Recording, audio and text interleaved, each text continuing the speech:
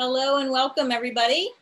I'm going to jump on a little early tonight just because I want everybody to have some time to come into the Zoom room so that everybody is here when our tour begins. But I want to thank you all for joining us. I hope everyone is having a great holiday season. I recognize that there are so many holidays being celebrated in the months of December and January, and I hope that everyone is blessed with a memorable one. My name is Mara Walsh, and I am your host today. We have a large group online today, and I'm happy to see all of you again. It's been a week or so between tours, so it feels like I haven't seen you in a while. I just want to do a few housekeeping items before we get started. One, your audio. If you need to turn up your audio, you can do this in one of three ways. You can attach a headset or earbuds. This is definitely the best way to hear if you're struggling with the volume. You can turn up your computer volume, or you can go to the little arrow next to the mute or microphone icon on your Zoom toolbar, and there's an audio setting there, and you can turn up the input and output volumes to see how that works for you. Your screen, you can enlarge the presentation screen by moving the vertical toolbar to the right to make my video smaller and the slide image larger. That's if you're on a computer or a desktop or a laptop. If you're on an iPhone or an iPad, you may have to swipe left or right to get to the presentation mode. Also, the last thing I want to talk about in terms of optimizing today is we have closed captions available. We will be turning them on for the presentation.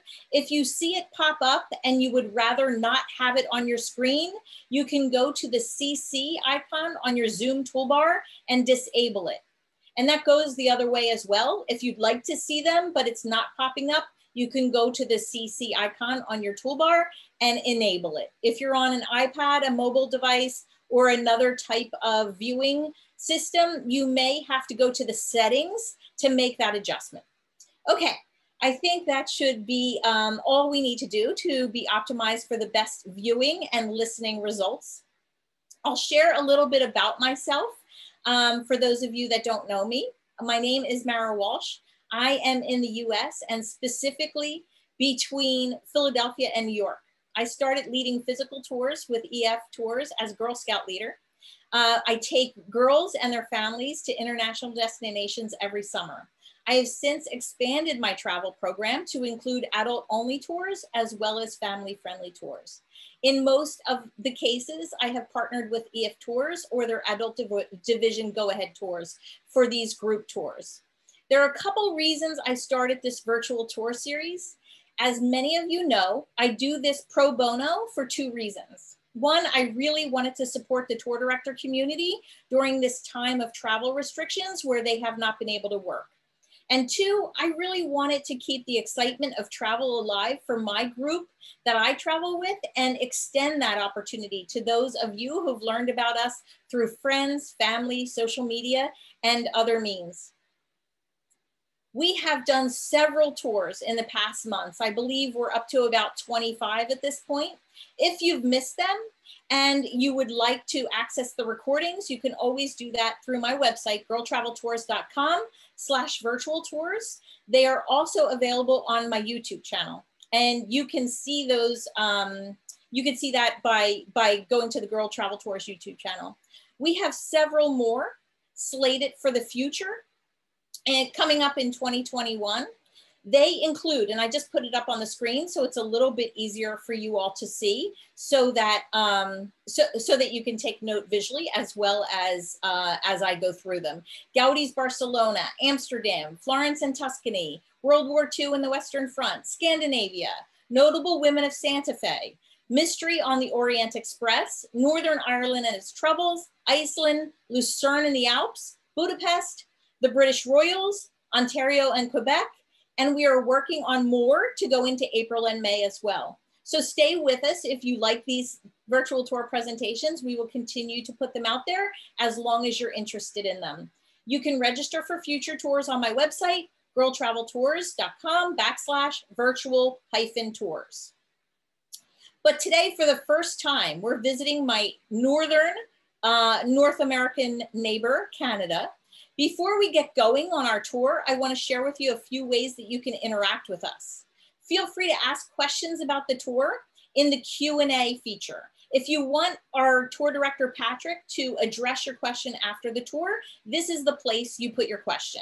If you want to send a chat to me that's not going to be addressed on tour, then you can send it in the chat feature. If you're on Facebook, you can certainly post it in the comments, and I will try my best to monitor both platforms. I always like to include an interactive poll to get us started. This allows us to know a little bit about what your interest is in this region. And you just saw, the people on Zoom just saw that I launched a poll, which is, what's your connection to the Canadian Rockies? The choices are, I've been and I love it. I have a trip booked. I plan to go in the future. I haven't been, but I'm gonna add it to my bucket list in the future. Or I'm solely interested in experiencing it virtually. I'm gonna wait for more than half of you to put in your results. And then I'm gonna share the results with the audience. Right now, it looks like we have a split between the people who've been and loved it, the people who plan to go in the future, and people who are looking at it to go perhaps in the future. We do have always a good contingency of people who are just following our virtual tours, which I love. Thank you for being here week after week. And I hope that it is keeping you busy during this time of shut-in and lockdown during the pandemic. As you see, I'm going to share the results now. I haven't been, but I'm thinking about it for the future, is the leader with 35%, but there are so many people out there who are joining us who have been in the past, and that's nice. Thank you for coming back, and hopefully Patrick will show you a little bit of different things that you haven't experienced.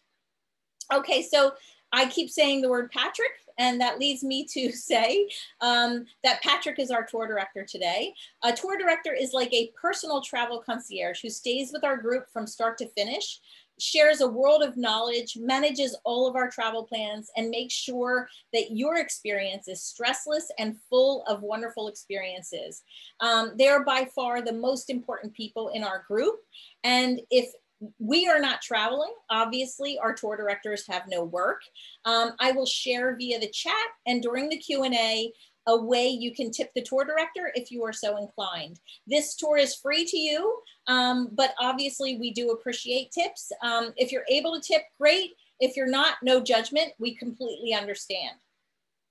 I'm hoping that this virtual tour will not only reignite our desire to travel, but allow a tour director to do what he does best, which is share his knowledge and passion for travel. I do have to say one thing before I hand this over to Patrick, and that's for all of you people out in Facebook. Please, I know that there are scammers out there who are copying our legitimate events and trying to get people to sign in and provide a credit card for a membership or a subscription. Please, please, do not give a credit card for any type of virtual tour that is free. They are copying legitimate events. They are scamming people for this credit card information, and they are fake. They are not delivering tours. So I just want to warn everybody out there, if you can warn your friends, if you could share those posts that I have up on my Facebook page that, that tell people and warn them, I would really appreciate it. They are still out there and they are still getting people to submit their credit card. So I really just want to use the village that we have established and created here to educate people so that we can prevent them from scamming people. Thank you. That's my little public service announcement. So back to our virtual tour. Today we are lucky to have a tour director who resides in the Canadian Rockies and is ready and willing to show his side of the mountains and his part of North America. I am honored to introduce you to and hand over this event to my new friend and an amazing tour director, Patrick Twomey. Patrick, you can join us on the platform. Welcome, Patrick. I'm going to stop sharing my screen so that you can take over, and I'm going to put myself on mute, and it's all yours. Super. Thank you so much. Honestly, on behalf of all of us tour directors, we really appreciate you setting all this up. And I'm really glad you made the point about the scammers out there, because it's a reality. Tough times. I'm going to share my screen here, and I'm going to put up this. So I'm on a Mac, so I have a keynote, and I did see as we were signing on that there were several people from Eastern Canada. So I'd like to say hi to my Canadian friends. I know we're all quite limited in our travel at the moment, but I've met a few Torontonians recently out here and a few people from Montreal as well. So I physically live in the town of Banff, and I'm going to tell you about Banff, but obviously the Canadian Rockies are a major tourist destination, and I'm going to make an argument for this being the birthplace of modern tourism. I'll just quickly tell you a little bit about myself.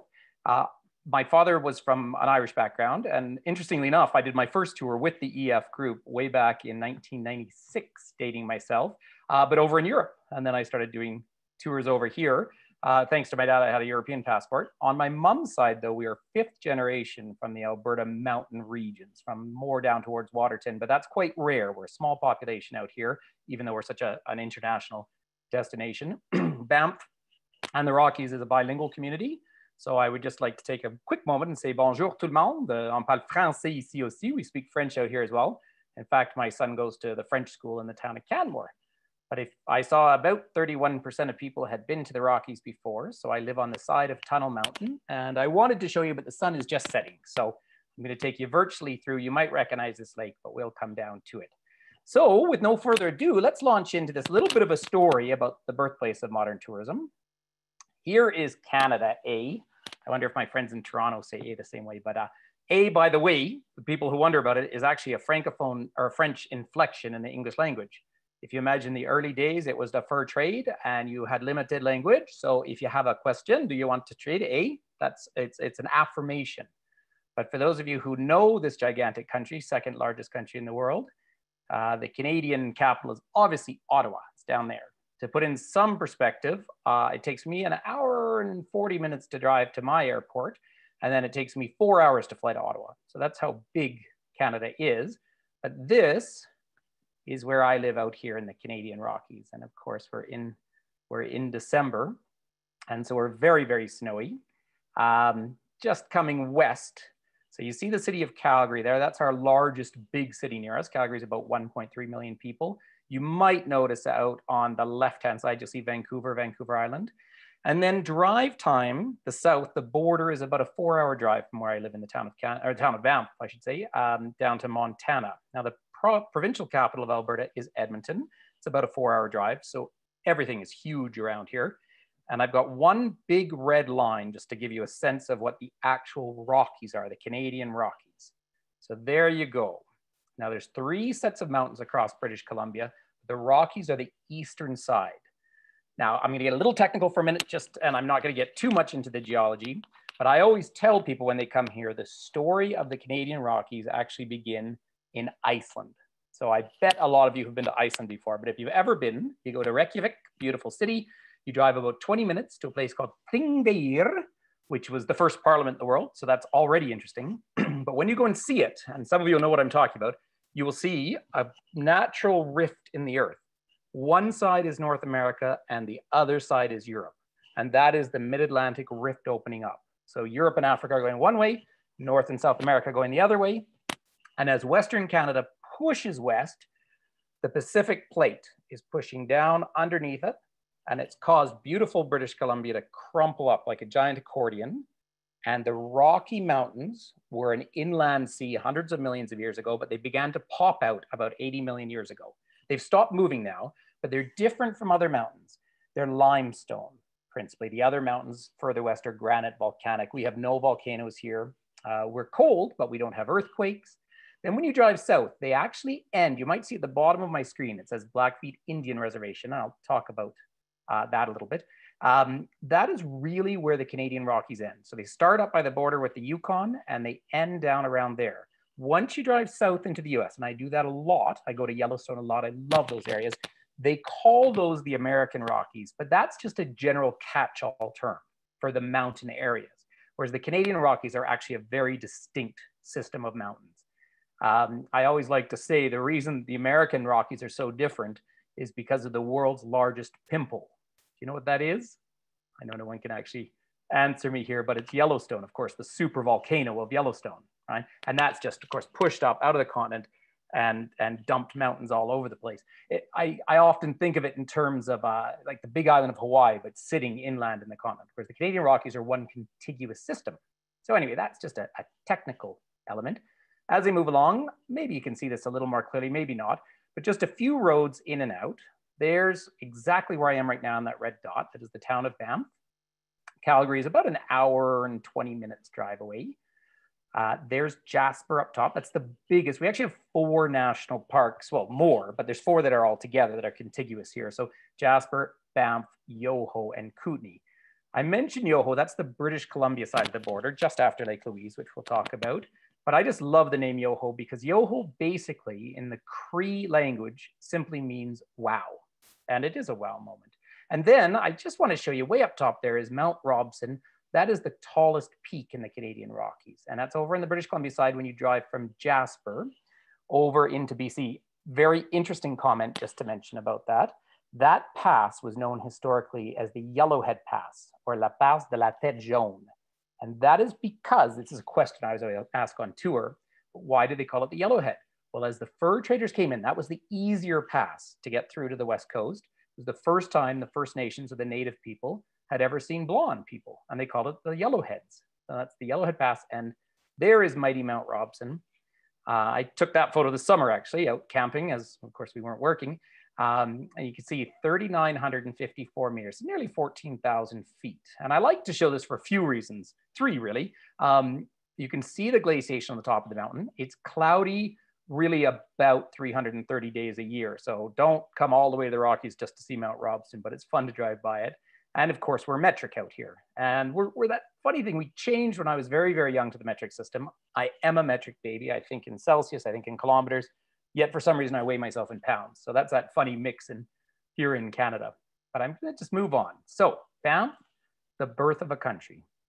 And I know this is an interesting question as to why I'm making this argument, particularly when there's people visiting from Eastern Canada. But let me tell you why. Now, that's Cascade Mountain. Just so you know, and not to make everyone terribly jealous, but when I walk up, I live in a condo on the side of the mountain. When I walk up out of my condo, that's my morning view. So I'm pretty spoiled that way. I still get to travel the world, but oh boy, it's lovely to come home.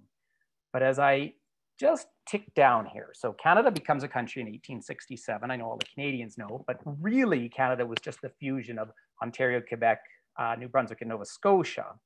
But the story is a bit more complicated because all this massive area out here was owned by the oldest corporation in North America. Just think for a second if you know what that is, because I'm going to tell you here. It was the Hudson's Bay Company. The Hudson's Bay Company, or HBC, got its charter in 1666. So it's the first incorporated country, in company, excuse me, in North America. King Charles granted a charter to a group of businessmen, all waters flowing into the Hudson's Bay. When I try and explain that to Europeans, for example, that's like saying every bit of water from London to Moscow. That's how vast the area was.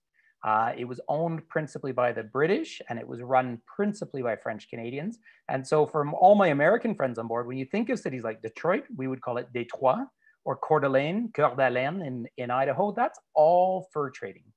There was one other Hudson's Bay headquarters, and that was over in Vancouver in what is now Oregon, across from, or Washington State, but right across from Portland. And when the border was created along the 49th parallel, that HBC capital moved up to Victoria. That adds on to our story because in 1867, the United States begins to negotiate for the purchase of Alaska from Russia.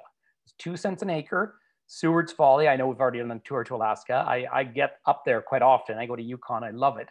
But they go to purchase that. Some of it was, of course, in hopes of finding gold. Some of it is that Russia was trying to dump Alaska because they were paying off the loss of the Crimean War. But also it ties back to that manifest destiny, 54-40 or fight, some of these terms you may know. The American government planned on controlling the whole northwest of the continent.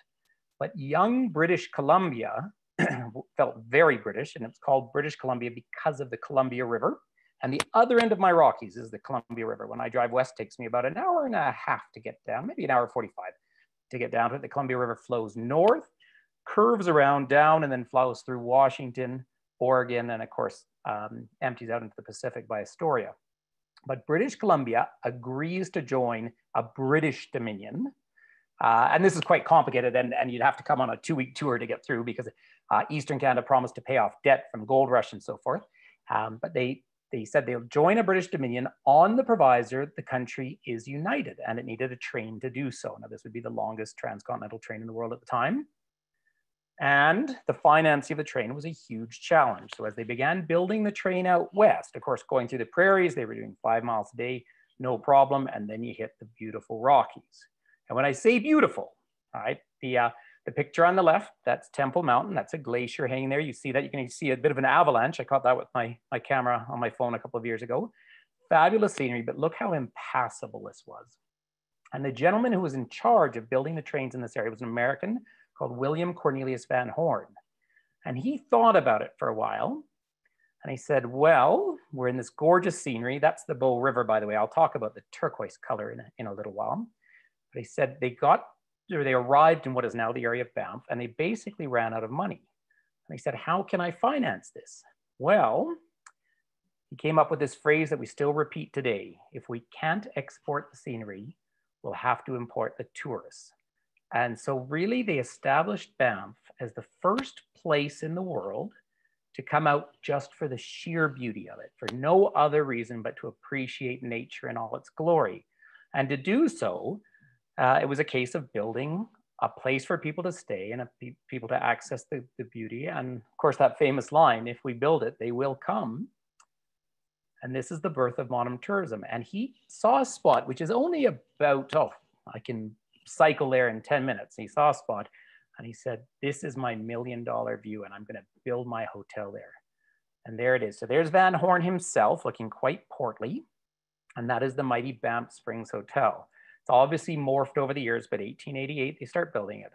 And if you just let me back up with that time for a couple of minutes, they establish a national park here. The first oldest national park in the world is Yellowstone.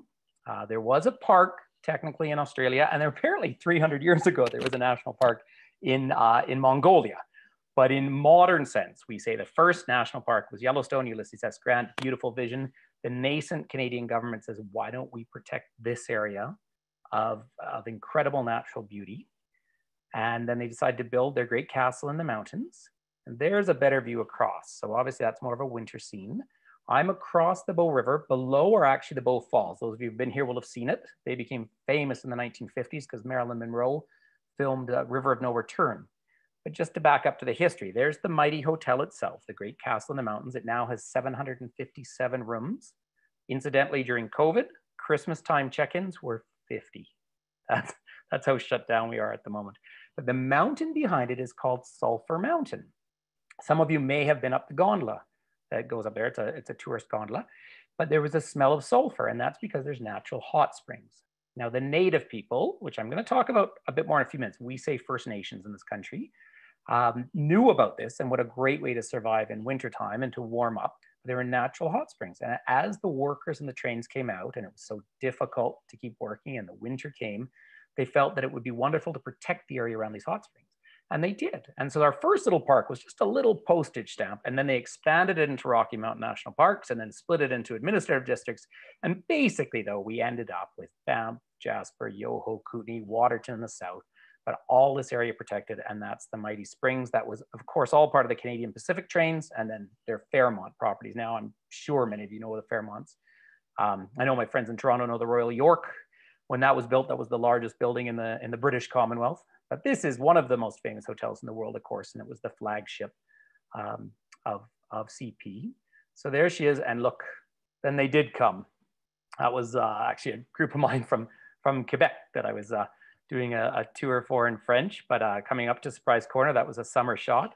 And of course, that is just a photograph everyone has to take regardless. Now, it's interesting to talk about the construction, the building, the winterizing of these buildings, but basically that is just scenery that's recognized around the world. So I think it's just a nice place to start and to remember sort of what this is and who we are. Now, some of our just raw statistics here. On average, we welcome about 4 million visitors a year. But I say despite a total permanent population of under 40,000. So if you let me just back up, you may have to remember back or look at a map, but the city of Calgary is about 1.3 million. and Edmonton's about 1.1 million. So all of Alberta, which incidentally is twice the size of Germany, is only 4 million people. The economy is really resource-based oil. But out here where we are, we have the town of Banff. We round us up to 9,000 permanent inhabitants. I have a nice little condo. I love where I live. And you cannot buy one. We have a need to reside clause. Because we're in a national park, you need to qualify to live here. So I qualify, of course, having a business doing my work here, but it is a process. So even though the cost of living is very, very high, and that's of course difficult at the moment, but it's part of the fun, you still qualify. So it's not an open market. Just outside the park gates, the town of Canmore. Canmore is where much of the Canadian Olympic team trains for the Winter Olympics. Fabulous town, it's really where I grew up. It's about 14,000 people now. Lake Louise, highest permanent community in Canada, is about 1,000. And then Jasper, which is also need to reside in the park. It's about 4,000, nearly 5,000 people. And Little Waterton's a few hundred down to the south. So that's what we are. And then about half our workforce comes from abroad. And that is part of the fun.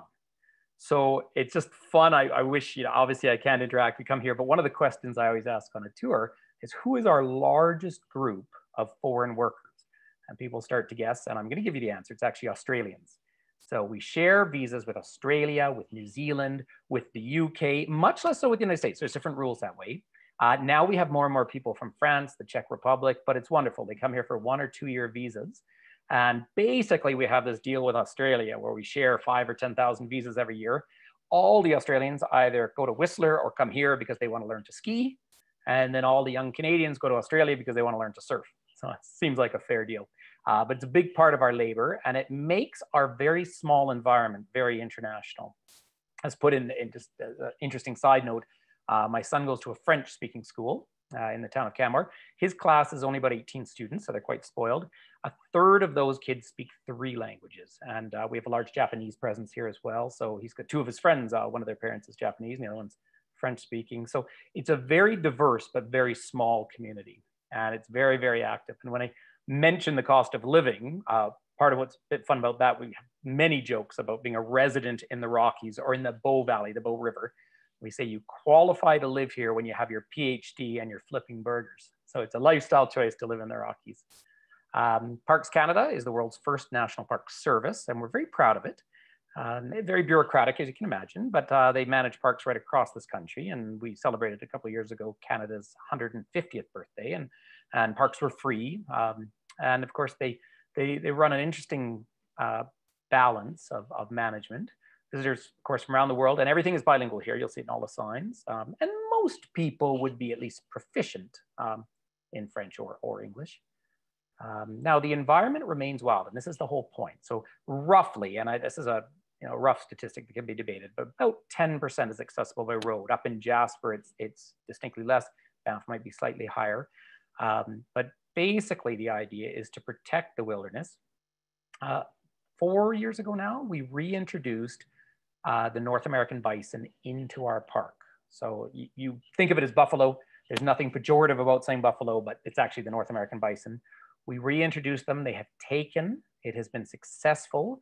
And that for a period of time, we were really proud to say that all animals that existed at the point of contact with Europeans exist here now. That's not entirely true though, because we have recently lost a herd of caribou. So that is part of our balance. And their Parks Canada's mandate includes heritage, environmental protection, and access. Now, this is a tough mix because they are actually mandated to welcome you, to welcome me, to welcome Canadians, to welcome our history, to remember our history, yet protect the environment. So it is a balance.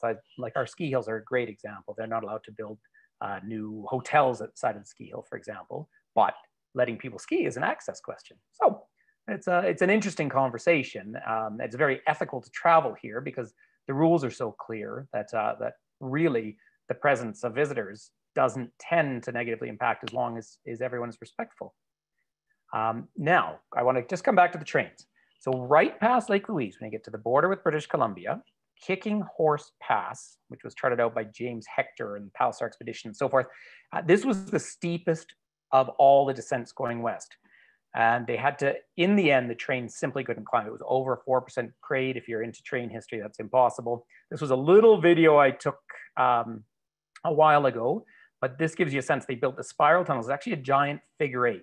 We're very lucky in Western Canada because most of us live predominantly in a line from the Port of Vancouver out to the ports in Montreal and even Halifax. So much freight can go by train and not on the highways. So that makes a big difference. But check this train out. These are the spiral tunnels in Kicking Horse Pass, British Columbia. And here is a massive freight train coming up from the coast. It's going through the spiral tunnels. That is the same train in 2 of the tunnel system. So we're pretty lucky when we get to see a train when we're on tour there, but coming up and down, again, a big figure 8, and it lowers the gradient to about 2%.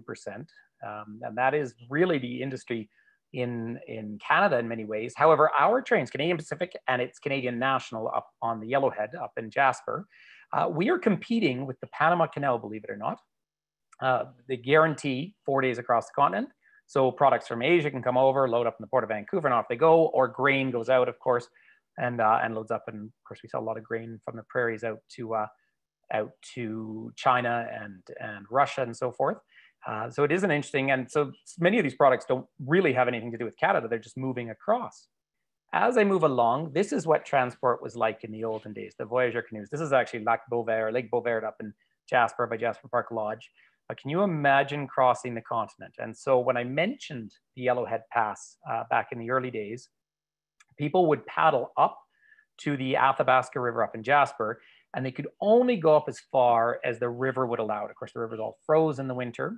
The headquarters for the Hudson's Bay Company was out at the Hudson's Bay at Fort York. So they would establish these forts.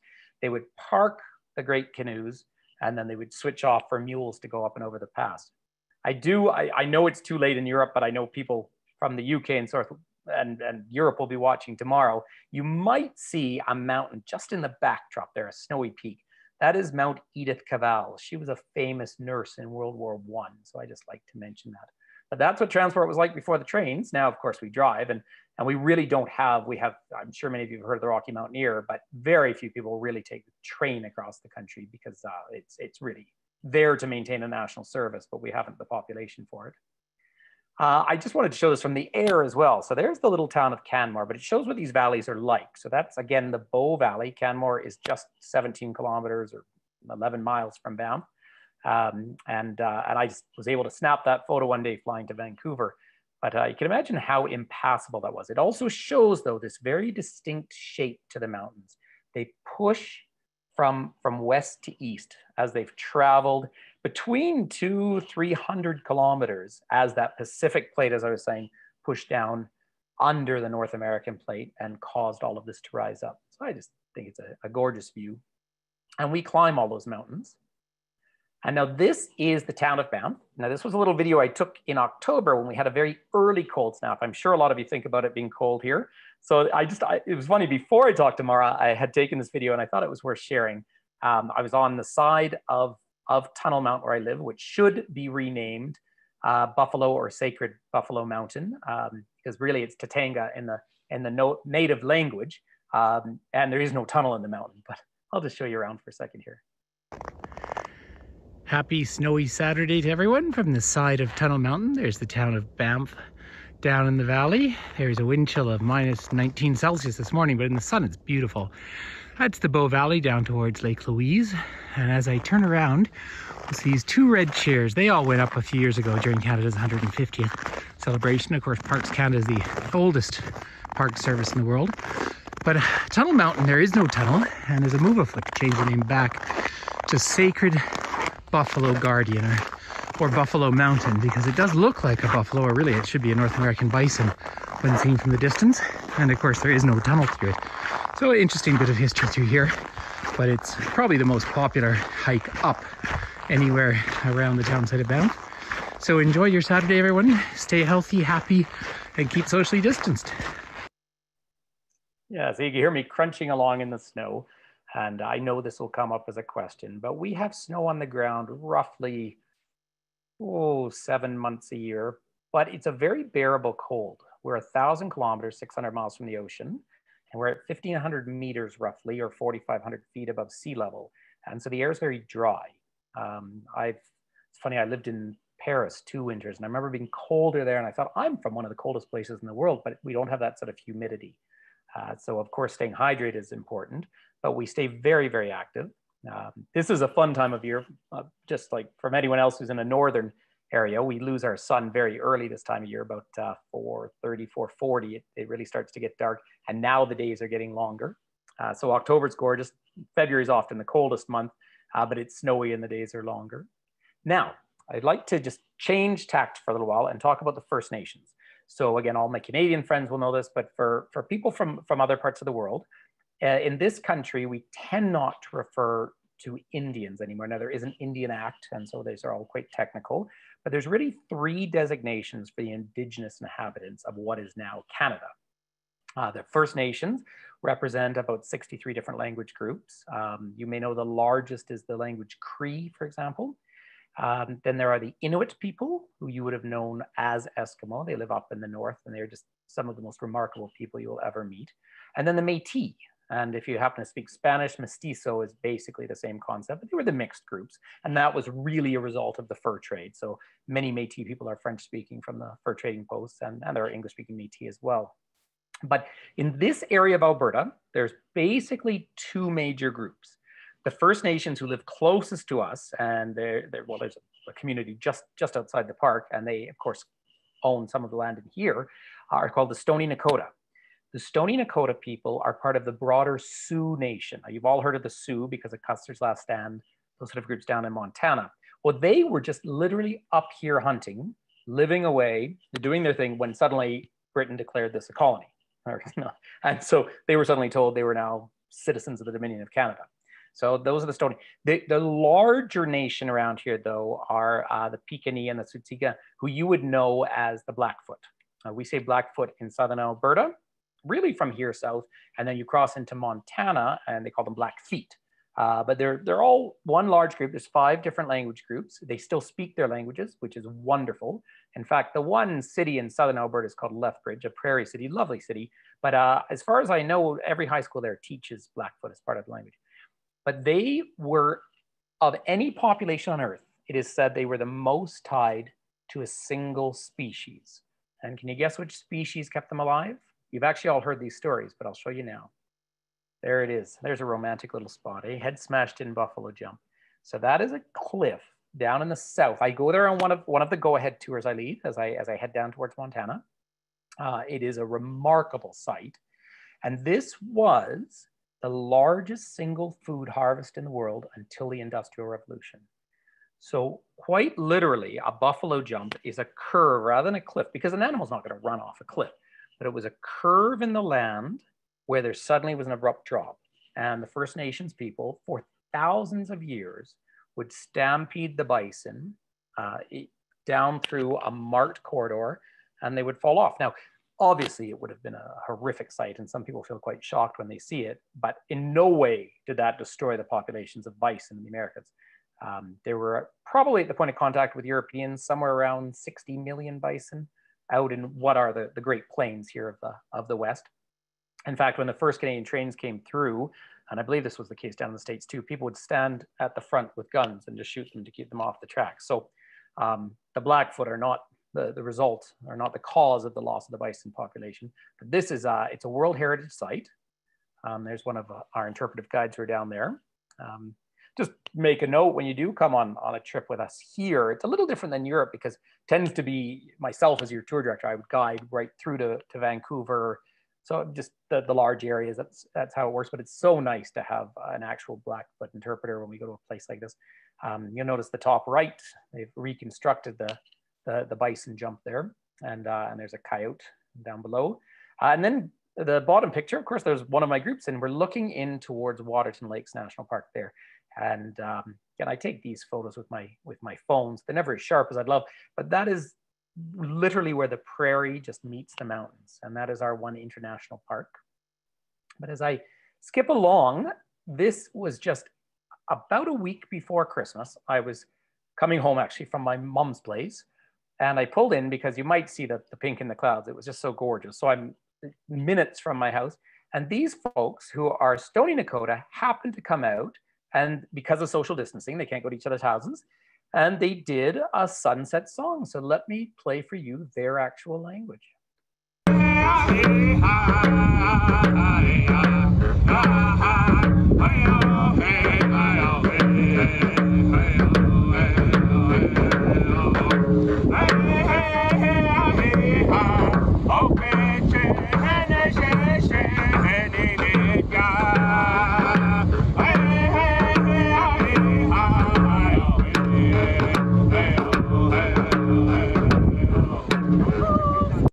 Isn't that just a treat to listen to? And I was just so thrilled to stumble upon them doing that. And they, then I chatted with them after. I mean, everybody's nice and friendly. And of course, they speak Stoney Nakoda and they speak English as well. But yeah, just lived down the road. In fact, as a good Canadian, my son played hockey for several years, and he had a few kids from Morley, from their main town, on his team. And it was quite fun because in the change room, we'd be speaking French together sometimes, and these guys would be speaking Stoney Nakoda, and then a couple of kids speaking Japanese, and this lovely little mix, vast, wide area, yet multicultural. So that's just a comment of the First Nations. On one of the trips we do, we actually stay on a reserve down in Montana, Browning, Montana, if you've ever heard of it. It often comes as a real shock to people, just how poor that reserve is. But it's also very interesting because the hunting peoples, the Blackfeet people who were bison hunters, lived very much on the dry side of the mountains. As soon as you cross to the other side, then you get into the world of salmon, and they could fish and harvest. Of course, we have some of the most beautiful rivers in the world, I think, around here, but no salmon. I have to go into British Columbia to get that. Salmon can swim 1,000 kilometers up a river, but what they can't do is walk that last bit over the Continental Divide. So these were a hunting culture. And there, I have to show you a bear. There's your first little grizzly. I moved here actually just about 6-7 months ago, but I sold my place in Canmore, and that was about 500 meters from my house one day, and he was eating berries. That was a young grizzly, but I know he's a grizzly, and not because of the color of the skin, but because of that hump on the shoulders more than anything else. Grizzlies do not have retractable claws. Black bears do. Grizzlies tend to walk with their paws inwards, and if they're aggressive, they're pointing out. If you can see that, you're already too close. One of our common saying here is that you cannot outrun a bear, but you can outrun your friend. So always hike with someone slower than you. But in seriousness, we carry bear spray with us. And I actually talk about bear safety. Of course, you're not to ever feed animals anywhere in our national parks or anywhere. I know we all agree with that, but it is something that we tend to drive home as a point when we're here. But we do see the bears up close, and we give them a wide berth. And certainly on a tour out here, we like to talk about that. I'm not going to show you any bears outside right now because they're all snoozing, but we have the grizzlies and the black bears here. But as I move along, the screen, I'm not thrilled with it just because I shrunk one of the pictures, but I wanted to show a couple of interesting things. So this is the Bow Valley Parkway. This was the original Trans-Canada Road. So the train came first through the valley, and then they built a road, and then they expanded the road and made it more direct. So from here to Vancouver is a 9 or 10 hour drive. But when my mom was a child, it was about a 16-hour drive. So that's part of the change. But in the summertime, particularly this year, because they kept this road closed to traffic in the summer, it's just a lovely picture of a bear. I just wanted to show you a very quick little video. And here we are, beautiful Sunday, coming on to the Bow Valley Parkway. I'm gonna cycle back to Canmore. Take a good couple of hours. So we did a lot of cycling, but I wanted to mention the statue of this fellow up to the right. So this was an internment camp, and this section of road was built by people who were interned around 1917. So this is World War I. Of course, for Canadians, World War I was 1914 to 1918, really 1919. And foreign aliens, as they were called, but they were principally people from Eastern Europe, particularly as Russia declined into its civil war and emerged. So these people were the Ukrainians principally. We have a large Ukrainian population here. In fact, if anyone has Ukrainian roots, a very common thing to eat in Alberta here are pierogies. You might know that from Ukraine or Russia. So something we actually cook with breakfast. They're like little dumplings and they're delicious. But it is a monument because by World War II, of course, they interned Japanese Canadians from the West Coast all the way out here to the Rockies. But every time I go on that road, I always stop and just say a little honor, because these people probably didn't love the beauty of the mountains. They were interned and they built this road. And then the famous Icefields Parkway, which I'll show you in a moment, the road that goes up to Jasper, it's considered one of the 10 most beautiful drives in the world, was built as a make-work project in the 1930s. So, and that was another principle. And down below, I just threw in a picture of a stand of deciduous trees. About 90% of our trees here are pine trees, evergreens. So these stands of deciduous, the flowers pop out in the spring. Great place to see bears, because they come out to, we stop and sniff the flowers. They come out to eat the flowers to get some protein. And of course, they lose their leaves. We do get these patches of gold. We don't get the red maples like people do in the East, but we get these patches of gold. And our trees start changing color in about August. So it's a short summer, although I have to say September is a gorgeous month. And there she is. I had that at the beginning, but that's mighty Lake Louise. So many of you have been there. I think I took this picture a couple of years ago, but you'll see that there's a little bit of ice on the back of it. That would be very late May. And this year, because there was less traffic up there, I had to ride my bicycle up to the lake. There was actually ice on the lake till about June 6th. But Lake Louise was named after the daughter of Queen Victoria, and that's the Victoria Glacier in the back. But the Indigenous people, First Nations, always called it the Lake of the Little Fish, and you can see them in there. Now, this lake is, as I hope you can see, just magnificent. It's one of the most photographed lakes in the world. It is about 100 meters or 300 feet deep in the middle, and it does freeze over in the wintertime.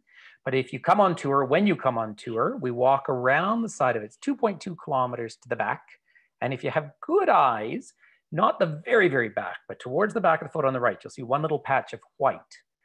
That's actually a waterfall, and that freezes. In the winter, we watch people ice climbing on it. And in the summer, it's really just a little bit of staining, a bit of water staining. But we rock climb on those cliffs at the back, and people go out canoeing. And of course, the mighty chateau, which I'll show you in a minute.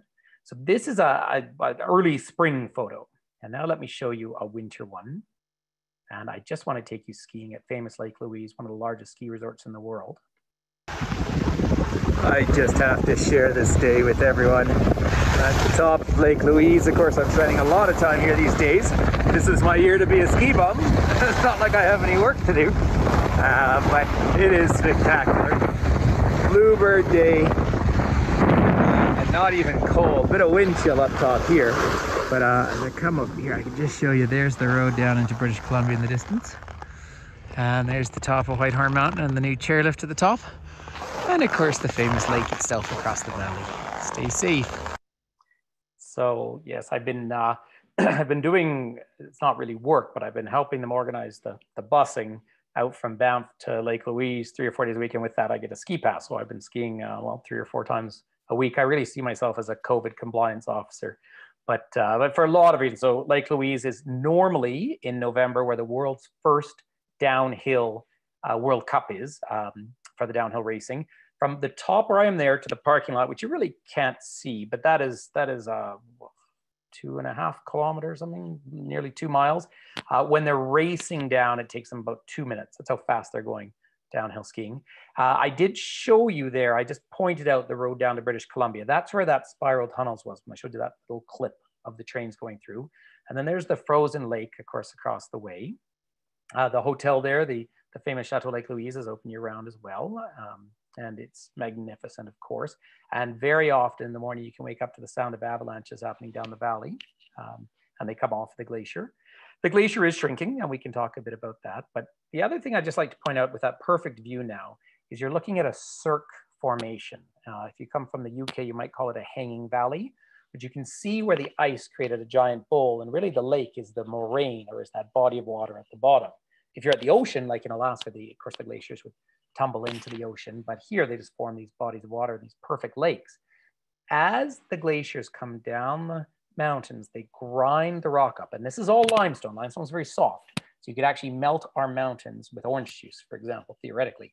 But as it grinds it up, it grinds into a powder that's so thin, it neither sinks nor floats. It's just suspended, and that's where we get that incredible turquoise color. And that's something we see mostly in spring, well, sorry, summer more as the water levels drop after the snow's melted off. So I just want to move on. There's a view from one of the wings. I was on a tour there, but that's the mighty chateau. Look at that gorgeous, that would have been morning light, I expect. And I'm looking down towards the glacier very much in the winter times. You see the beautiful snow. We are pretty much guaranteed a white Christmas here for people who dream about them. And then here was a little video just a few weeks ago when the lake froze, and it'll just show you the chateau.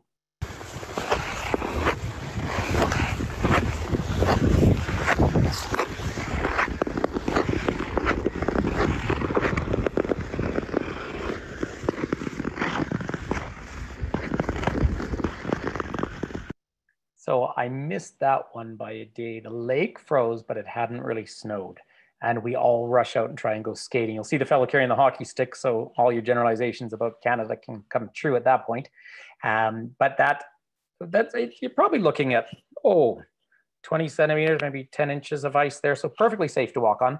Those people who are skating out there cleared a section, and they have about 100 meters, about 300 feet of water underneath them, but safe as can be. But you did get a view of the chateau. I mean, I think it's obviously very expensive, but it's probably the nicest breakfast in the world that I know. And you sit in their lovely breakfast area and look out at that view.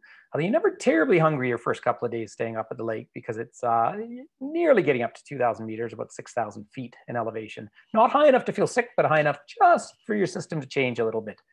That's why it's nice to walk around the edge. And in the wintertime, when I do have groups here, I actually walk them right across the lake. And that's for people who come from warmer places, it's quite a feeling to walk on the frozen lake. Now, there's the turquoise color. So that is Peyto Lake. From Lake Louise, that's roughly an hour north on the famous Icefields Parkway. That is probably the most turquoise of all the lakes. One of the upsides to the shutdown this year is they were rebuilding the viewing platform for that lake. And so nobody's seen it. People have hiked in, but I couldn't have taken groups to it this year. So I will be able to by hopefully next summer. But Bill Peyto was one of our early mountain explorers. He was an early mountain guide, I guess a little bit like me. I'm really an interpretive guide, because the mountain guides take years to train, of course, the mountain activities. But you'll also see the avalanche chutes. You'll see the section where the trees are missing on the far side, and that's avalanches that clear that out. That's a big factor in construction. But this whole area is just gorgeously protected. And we do have a lot of these blue sky days, which is, you're always risky in mountains, but for a mountain area, we get some fabulous blue skies. We did, again, today, these little videos I've tended to put up on Facebook for, now Mars Reach is so fantastic, but friends of mine who have been in lockdown and love this area. And so often we have these, probably 3 or 4 days a week, we'll have good blue skies. So it makes a real difference. Now, this is the Columbia Icefields. So it's technically in the Jasper National Park, but as you go straight north from Peyto Lake, it's about another hour up to there. The Columbia Icefields are the second largest non-polar ice fields in the world. The largest ones are Campo de Hielo del Sur in the south of Chile and Argentina. And then of course you have Greenland and Antarctica and so forth. But this is a giant ice field. And when you take the tours, I'm not sure if they'll be running in the coming year, up there, the driving tours, but the stories I always tell is the actual ice field is like a lake and then has glaciers flowing off of it. So roughly one of the parallels we often use is the ice field itself is about the size of the city of Vancouver. And then there's 6 glaciers that flow off of it. And I was cycling there this summer, so I don't think the audio is that clear, but I did want to share it with you. And here I am riding south on the world famous Icefields Parkway, Highway 93 North. And there's the sign for the Columbia Icefield, the world's second largest non-polar ice field. Gorgeous day out here. And over to the right, up at the top, is Mount Snow Dome. That is a tri-continental divide. That means when that snow melts, it could flow down to the Atlantic Ocean, up to the Arctic Ocean, or out to the Pacific Ocean. There's only one other in the world, and the Athabasca Glacier is just up around the bend. So pretty spectacular to be up here. So yeah, and you can hear I was working, that's the high elevation again, working on the bike. So this was a cycling year for all of us, but you'll see all the glaciation around. Now that was, I believe that was July. And so you see that everything you see is ice. I guess there's a bit of snow, but it's mostly ice. And so the next photo is going to be a winter photo and a bit of a fun one. There we go. That's what it looks like in the winter. My son, we have this tradition of doing handstands everywhere, but I stopped there. That's the Athabasca Glacier behind me. And this is always fun. I do drive up there. It's a little risky in the winter, not safety-wise at all. It's just if they're blasting for avalanches, they close the road, and then we do a big detour. In fact, you often get a bonus tour of Edmonton as we curve around. But the Icefields Parkway is, of course, it honestly is one of the most beautiful drives in the world. And in the wintertime, virtually no one's on it. You see people ice climbing, for example. But you get a sense, you see that I'm only really wearing a sweater there. If I'm out of the bus or the car for 10, 15 minutes, you just don't feel the cold the same way. What you do need is the cream on your face and the sunglasses. I'm finding it very hard this winter because I'm trying to be good and wear a mask, but then my glasses fog up. I'm sure we're all going through that. But you get a sense now as I jump ahead, the other conversation to have at the Icefields is, of course, climate change. It's really not a debate. I mean, Canada probably comes second. Australia is sort of the petri dish of climate change. But that was where the ice was in 1844. Now, obviously, that's a summertime shot. So since 1844, to put that in some perspective, it would take us, probably an hour and a half to walk to the toe of the ice. And you can see how low the glacier is. Now, up top is the actual ice field itself. And that is, still 1,000 meters deep of ice, right? So 3,000 feet. So there's still a ton of ice there, but it has reduced incredibly. Now, the rock you see along on the left-hand side, that is a lateral moraine, where this 1844 sign is a terminal moraine. That was the toe of the glacier. That's as far as it came at its maximum. And the lateral moraine is where the ice has pushed the rock out the side. There's actually ice underneath that as well. And then a whole series of glaciers around. But that puts it in some perspective. Now, I'll mention Jasper. Obviously, there's the 4 parks, but really most people visit the 2 biggies. You drive through Yoho or Kootenay. It's a bit harder to get to on tour. We go down to Kootenay further to the south. But Jasper's to the north, and Jasper is now considered a dark sky preserve. They've dimmed all the lights. It's a wider valley, and it's a great place to see the northern lights. Not the best. You really need to go to the further north, up to Yellowknife, for example, Northwest Territories, but it is spectacular. And this was a photo that I just took with my phone. There's nothing touched up about it. It's Pyramid Lake. This is not a glacial lake, therefore it's not turquoisey, but that is Pyramid Mountain. You might notice there's a bit of a reddish hue in the rock. So there's some natural iron that occurs up in the mountains there, and it changes the tone. So I always know I'm up in the area of Jasper, but I don't think I've ever taken a tour up to Jasper, not gone out to this lake any time of year, whether we walk out on the ice or stand out in the daytime. But I have 2 stories about this particular photo. One, I would like you to look at the trees just a little further along. You'll see they have a reddish color to them. That is the mountain pine beetle. If anybody's from, say, the northwestern United States, you're probably familiar with it. This is a beetle that is actually part of our ecosystem. At first, there were rumors saying it could come from China. It isn't. It's part of our ecosystem, about the size of a grain of rice. And they eat mature pine trees. Now, in the late 90s, we had about 3 winters in a row that were warmer than normal. Usually the cold controls their population. So their population began to explode. So that's an indicator of climate change. But the other element is, since we established parks here in the 1880s, we put fires out. Well, fire is part of your ecosystem. And so all of a sudden, rather than having fewer trees, Western Canada has more trees than it's ever had, but you have so many of these mature pines that are so old and warmer general winters that it caused this boom in the population. So all those red trees you see are actually dead, killed by the pine beetle. Last year, we had an excellent cold spell. And when I say excellent, -40 for several weeks before there was too much snow on the ground, pretty much wiped out the pine beetle up there. So things have stabilized.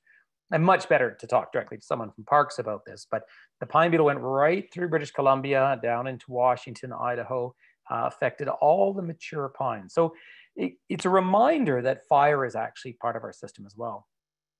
We've all been watching just the horrific fires year after year in California, but they often start up in British Columbia. And I remember a couple of years ago, it looked like it was snowing in my backyard. It was actually ash blowing over from the top of the mountains. But that's an interesting comment. Another story that's a bit lighter, but I was out one time. So I'm actually standing on an island there. There's a bridge. It's easy to walk over to it. But I'm standing on an island, and suddenly there was a young elk. So we have a very large elk population. You know, caribou have the antlers that go up front, and elk that go up the side.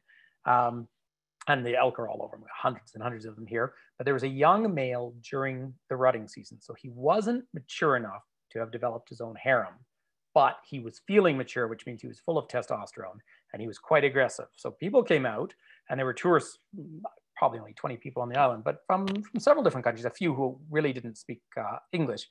And he was bouncing his head up and down. Now, if you live here, you know that's an aggressive tone. And so I actually yelled, you know, don't get closer. And one lady turned to me and I said, no, he'll kill you. And he probably won't kill you, but you have to back away. These are wild animals. We live with wild animals. So I called parks, and the park rangers came almost immediately. They're great. And this is just so Canadian. You know what they show up with? Are hockey sticks. So ice hockey sticks with little runners off them. They look like antlers of a bigger animal. So they wave them up in the air, and he thinks he's confronting a larger male. So he turned around and swam away. So that was our encounter with the male. But if you want to have a little fun when we're finished our tour today, Google elk bugling. Because if they happen to come into your backyard, and this happened to me a few years ago, the males pulled into the backyard, the large male, and they bugle to say, stay away from my harem. And they go back and forth. And it's this loud screeching. And it starts at about, well, it started for us at about 2 a.m. And so in the morning, I started screeching out my window until they fortunately moved on, because they could stay for 10 days and then you just don't sleep. So that's a bit of the elk story. There is Lac Beauvert. That's where I showed you the canoes earlier. But it's called Beautiful Green Lake. And it's just a gorgeous scene. That whole Jasper area is magnificent. Whistler's Peak in the distance, but I just like to share that particular view. And of course, we do see eagles here, and some eagles stay all winter. So we have a good eagle population. Now, Waterton Lakes International. I wanted to show you this. This is in the far south. We have one tour that goes down there regularly and goes into Montana. That was my mom's birthday last year, and that's my son. And so we went down to celebrate her. She had a fairly significant birthday.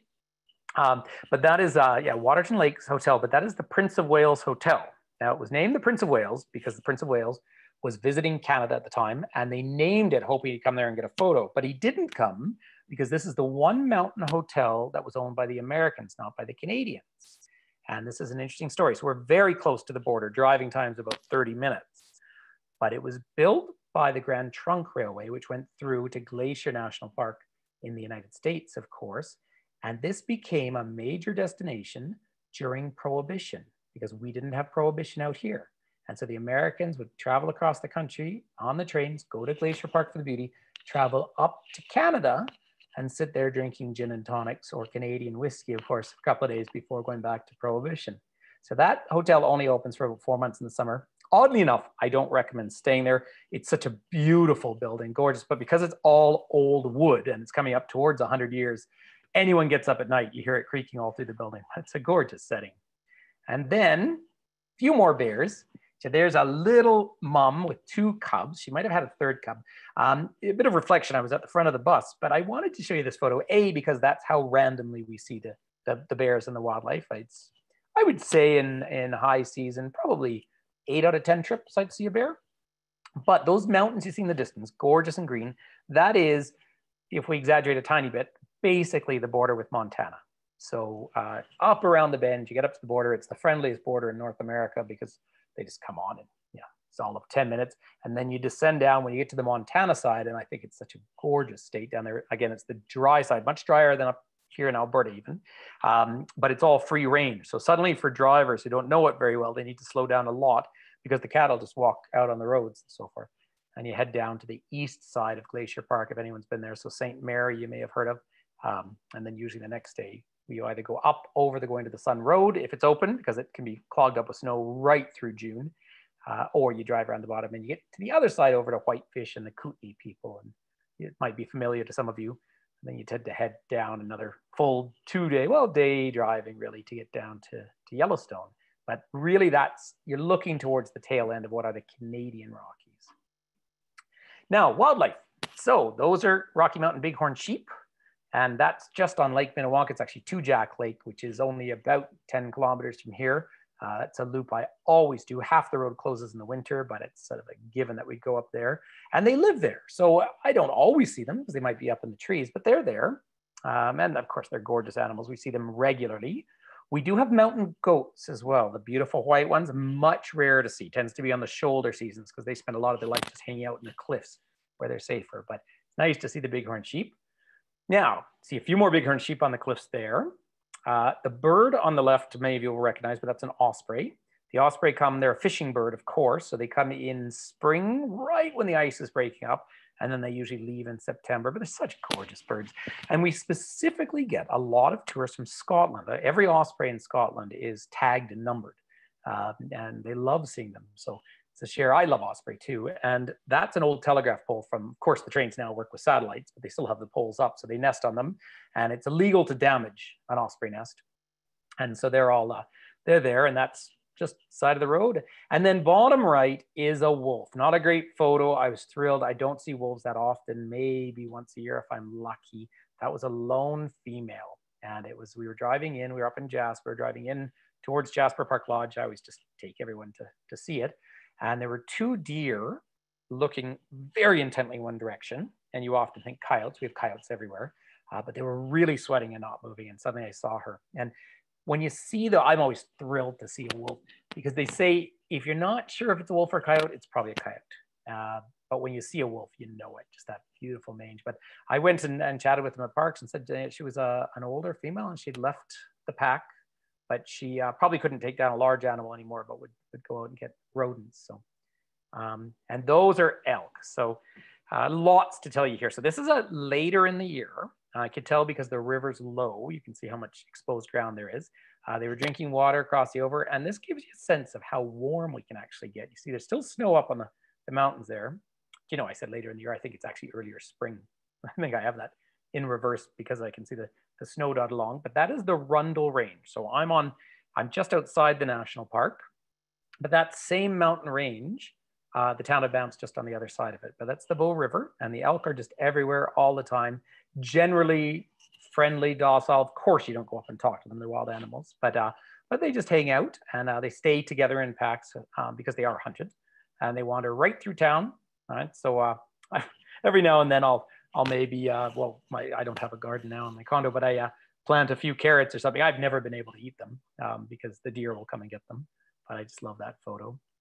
Now, we're coming towards the end if you're calculating, but this was a photo I snapped again. This is the town of Canmore rather than Banff, but they pedestrianized our towns this summer when we did open up after that spring lockdown.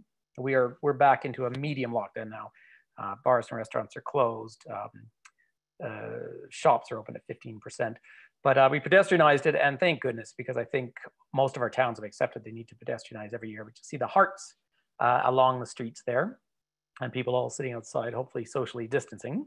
But just a few elements about visiting. I know you'll have lots of questions, but I just thought I'd answer a few in advance. So the Canadian Rockies are incredibly safe. I can say in over 20 years of doing tours, and I'm very lucky. In a typical year, I'll often get to 15 countries.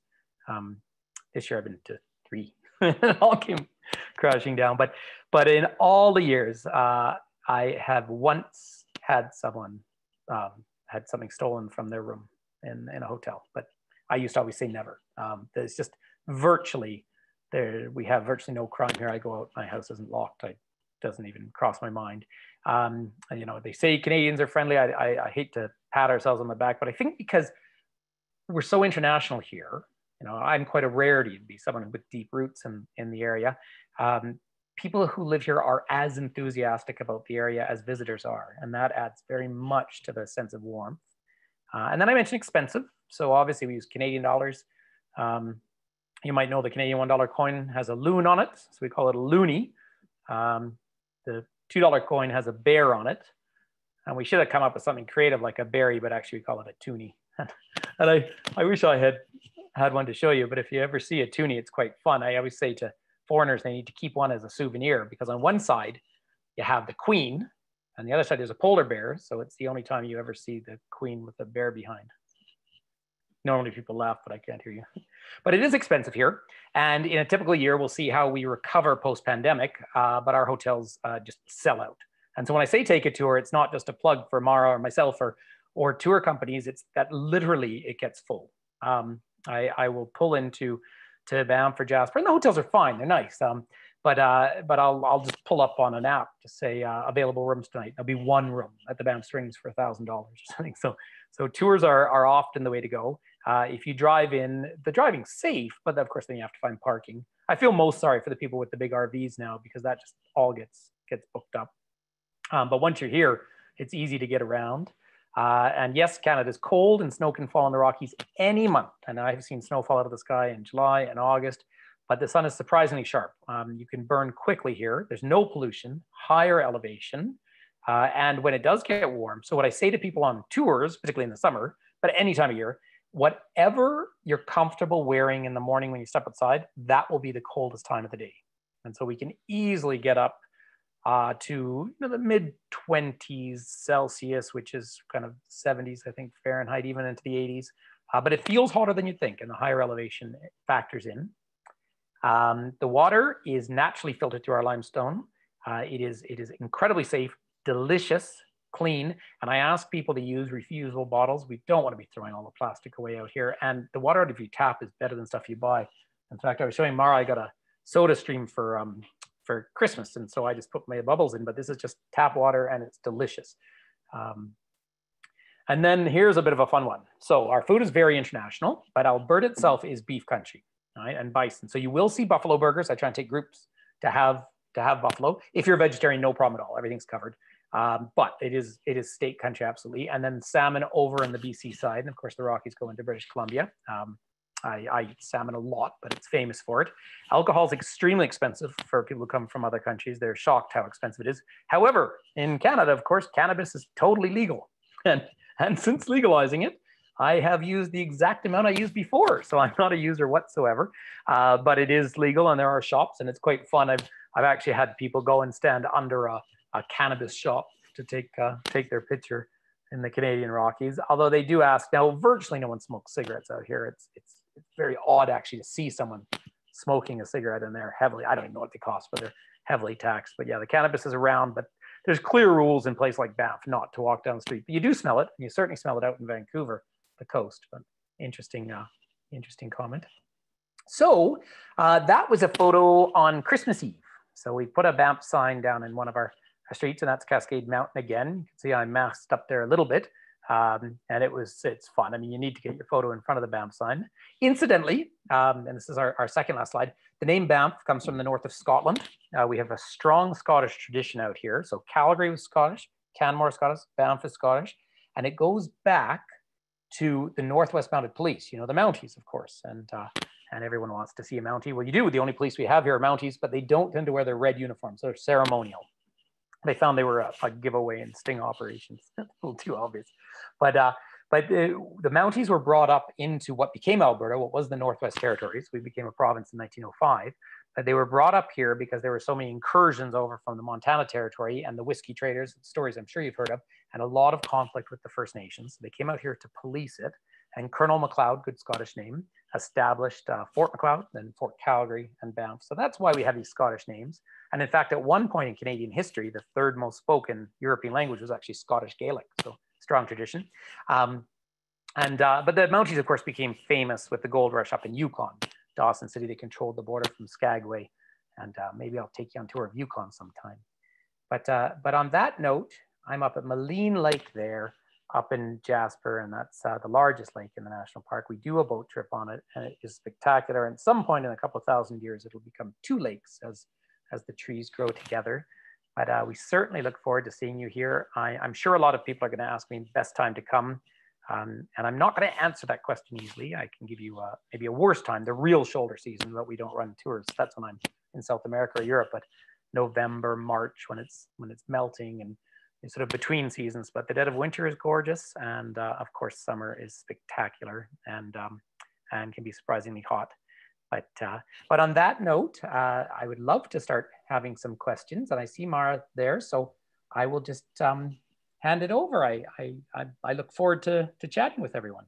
That was awesome. Thank you, Patrick. I think for me, I've never been to the Canadian Rockies, and I certainly have it on my bucket list now. And I know that a lot of people have already been, and it is bringing back some memories for them. And I know I've been following the Facebook feeds, and everybody is just nipping at the bit to get back to places that they love so much that are not in their hometown. So as I will let you take a look through the questions at this point so that we can get into the Q&A. I'm going to do a little plug for something that we're doing in Girl Travel Tours, which we're holding a virtual bingo night on January 10th. And if anybody on this call is interested in joining us for that bingo night, you can go to our website, girltraveltours.com. There's a link there to sign up and join us. And it's going to be a fun night to raise some money for some of the girls that travel with Girl Travel Tours. So please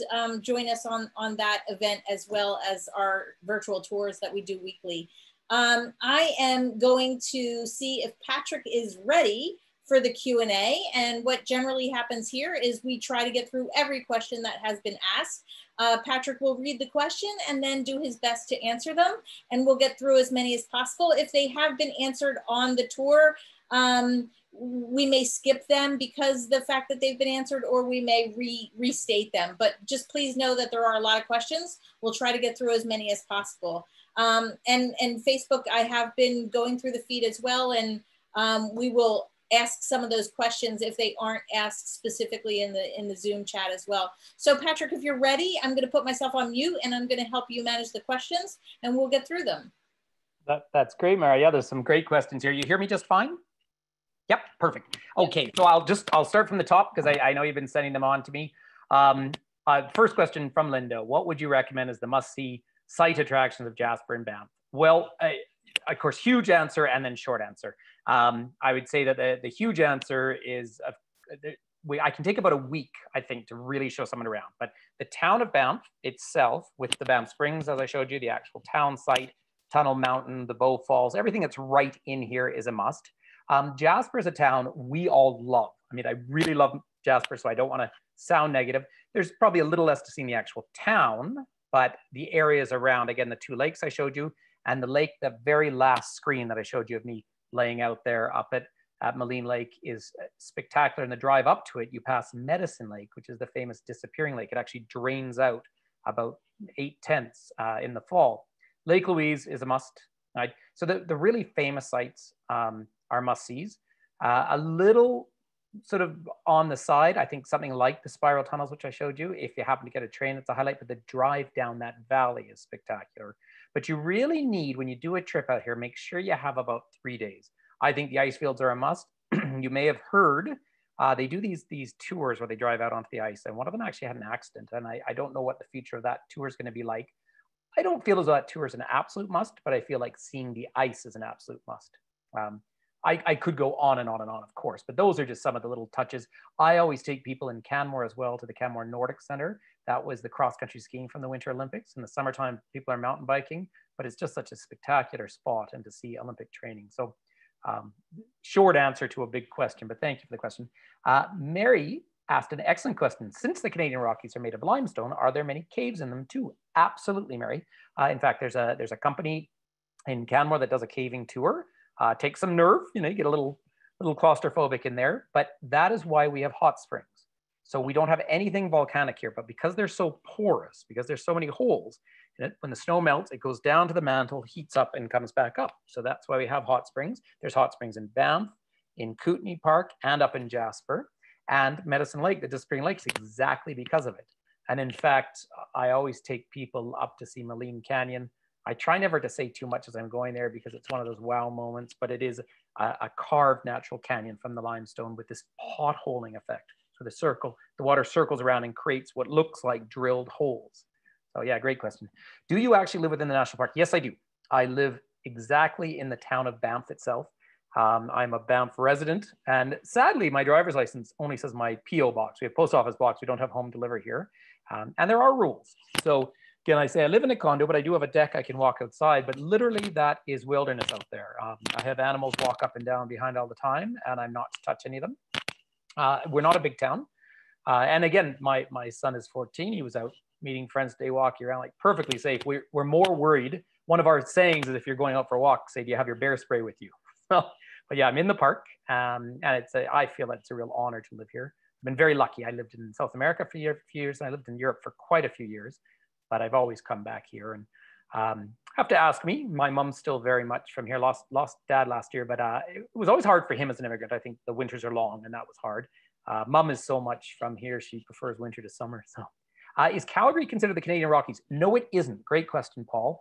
Calgary is, of course, the main gateway. It is, interestingly, one of the most educated cities in North America, but is really a prairie city. And most specifically, it sits at the point between where the prairies meet the foothills. And then, of course, you come up to the Rockies. So from Calgary, you can see the Rockies. In fact, from the airport when you land, you see them. Calgary is an interesting city. I like Calgary. It's a very, very diverse city, but it is very much a prairie city. The easiest American parallel would be sort of a Denver.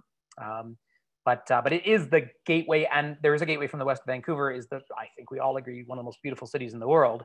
But I prefer approaching the Rockies from Calgary because, boom, they're right there. And then you carry on to the coast. If you start from the coast, you go through a lot of mountains to get here. Does the hotel sit on Lake Louise? Yes, it does. So Lake Louise there, and there's also Moraine Lake, which is harder and harder to take people because it's, in fact, the picture that Mara has up is Moraine Lake. But we're doing shuttles in there now because it's a one-way road and too narrow.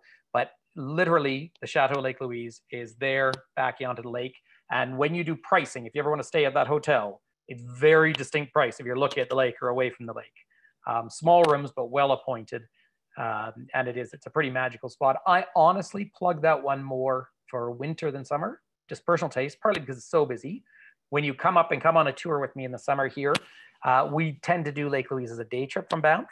Rather than staying up at the chateau. It is prohibitive. I mean, and also, though, if you do come, I will get you out of bed very early. I do this in Yellowstone as well, but I'll get you out of bed very early so we can drive out to Lake Louise and walk around the lake together, because in high summer, by 10 o'clock in the morning, there'll be several thousand people looking at it, and you need to just enjoy it a little bit on its own. Good question. So you are saying there are no caribou in the area. We really don't have caribou in Banff anymore. There is one micro herd now in Jasper, and they're trying to support them. When you drive up the Icefields Parkway, there's signs telling people to slow down for caribou. And just to let you know, I've seen them once in my life. Now, generally speaking, there's a caribou population still over in British Columbia, the Columbia caribou. But basically, elk start to peter out around Yukon, 60 degrees north, and then caribou take over up there. And then up in northern Quebec, for example, there's a herd of 500,000 caribou. But it's always been a peripheral population of caribou, but it certainly would be nice to see them recover. So it's been studied. Can they be reintroduced? Well, that's really what they're trying to do. They're working on supporting this one group. So, and see if they can come back. But it certainly worked with the bison. They took, I think it was 14 pregnant females, but then we don't see them yet. They're 2 valleys back, but they took, and then they moved them.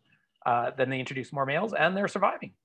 Is the Cascade Range part of the Rockies? No.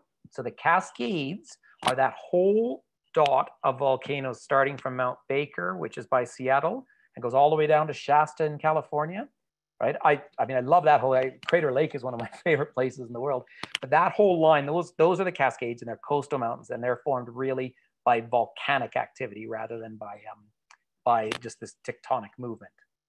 How many guests did you say were at the Banff Springs at Christmas?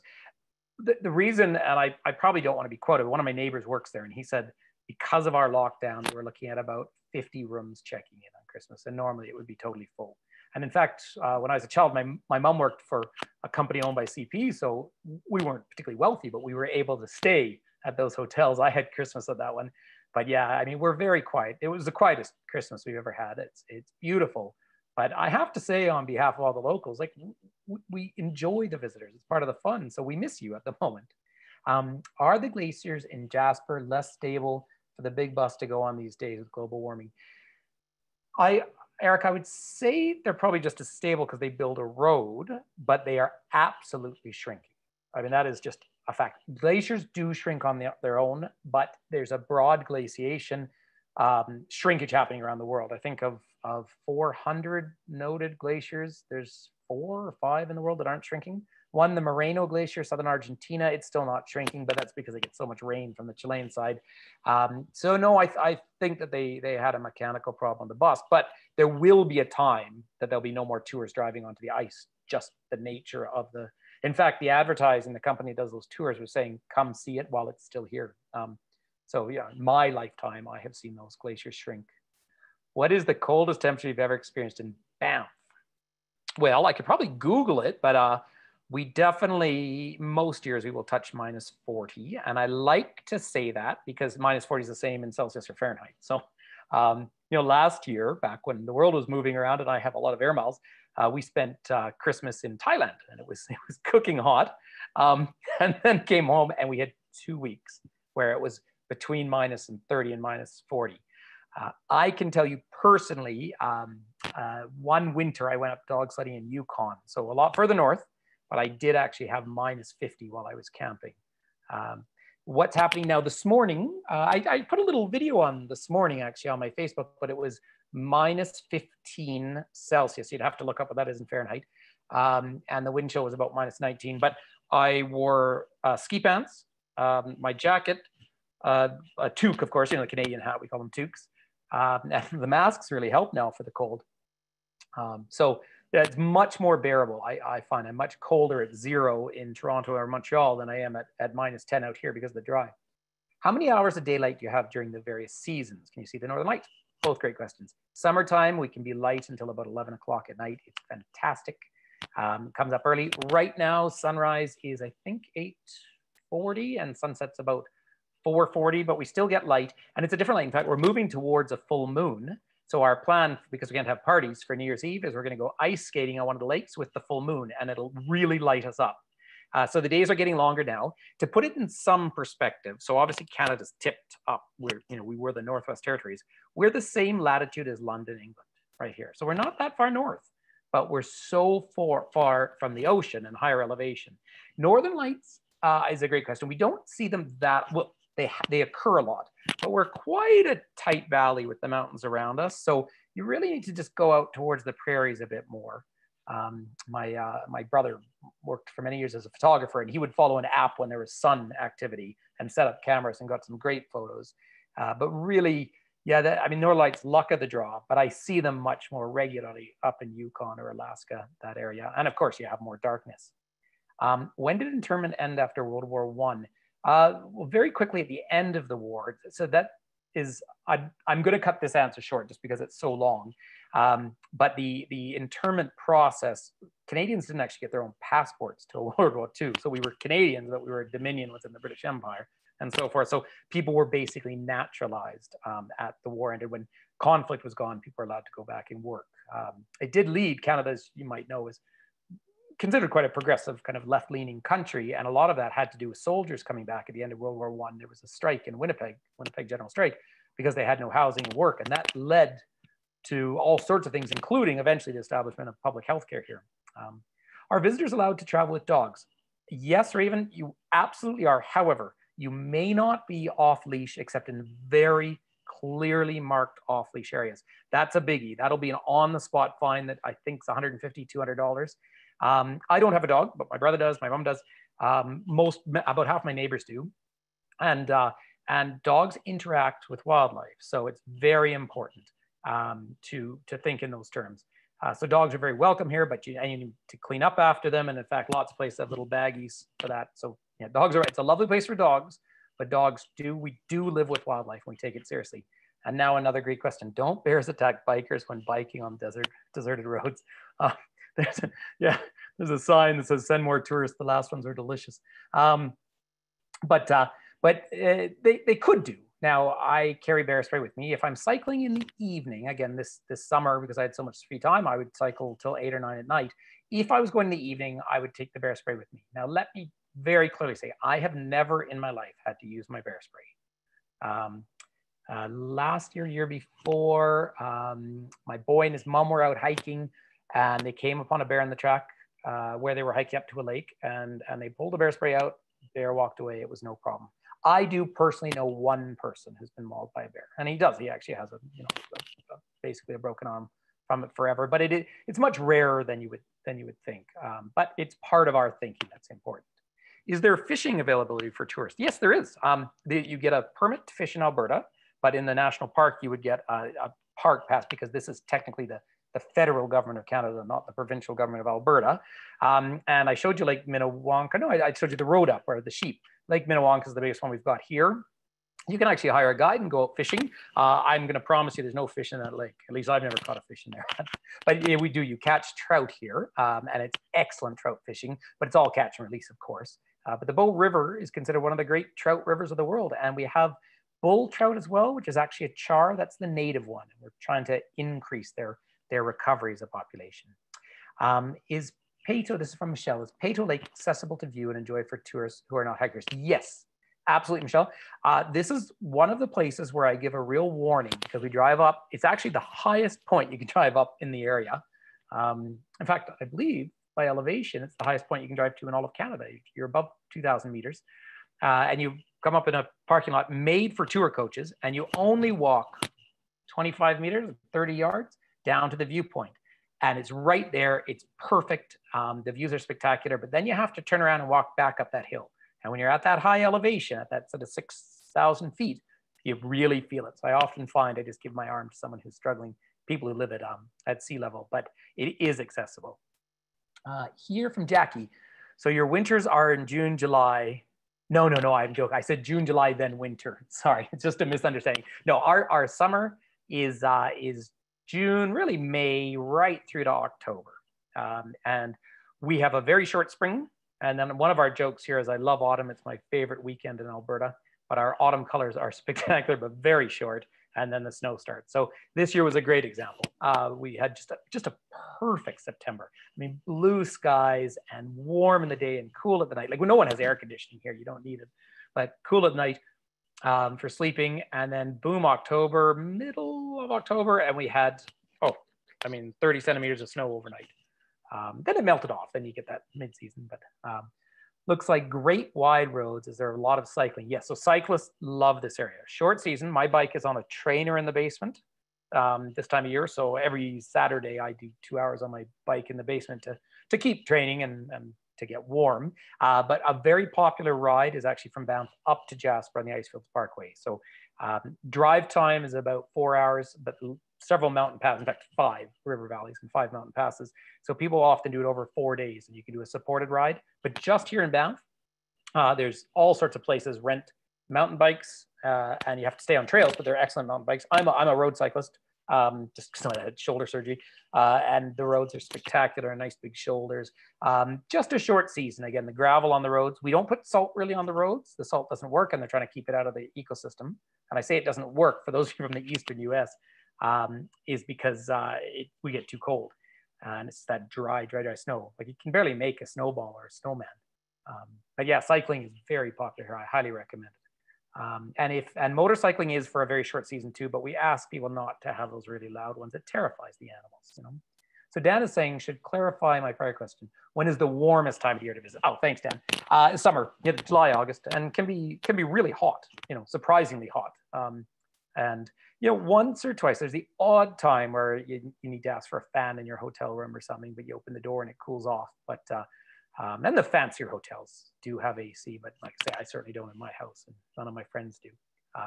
But say September is often a gorgeous month. June is a gorgeous month. May is the best month. Someone's going to ask it somewhere, but May is generally the best month to look for animals because there's still a lot of snowpacks. The animals are down in the valleys, and the bears are hungry. They wake up in late March as a rule. Up around Lake Louise, we see them early. And you get later into September, which tends to have the most blue skies, but the snow's melted, so the animals tend to move back up. But you will see animals near here. Michelle's saying, how many days to do the drive on a tour and what season is best? So the seasonality question, again, May is animals. July, August is really high season, so everything's busy, but best climate. September is, again, always spectacular, maybe fewer animals. You don't see a lot of tours in October or March. And then the winter, and I have proposed this to, because I've been running winter tours for another company, but I've been proposing it to go ahead and EF because it's so fantastic in the winter.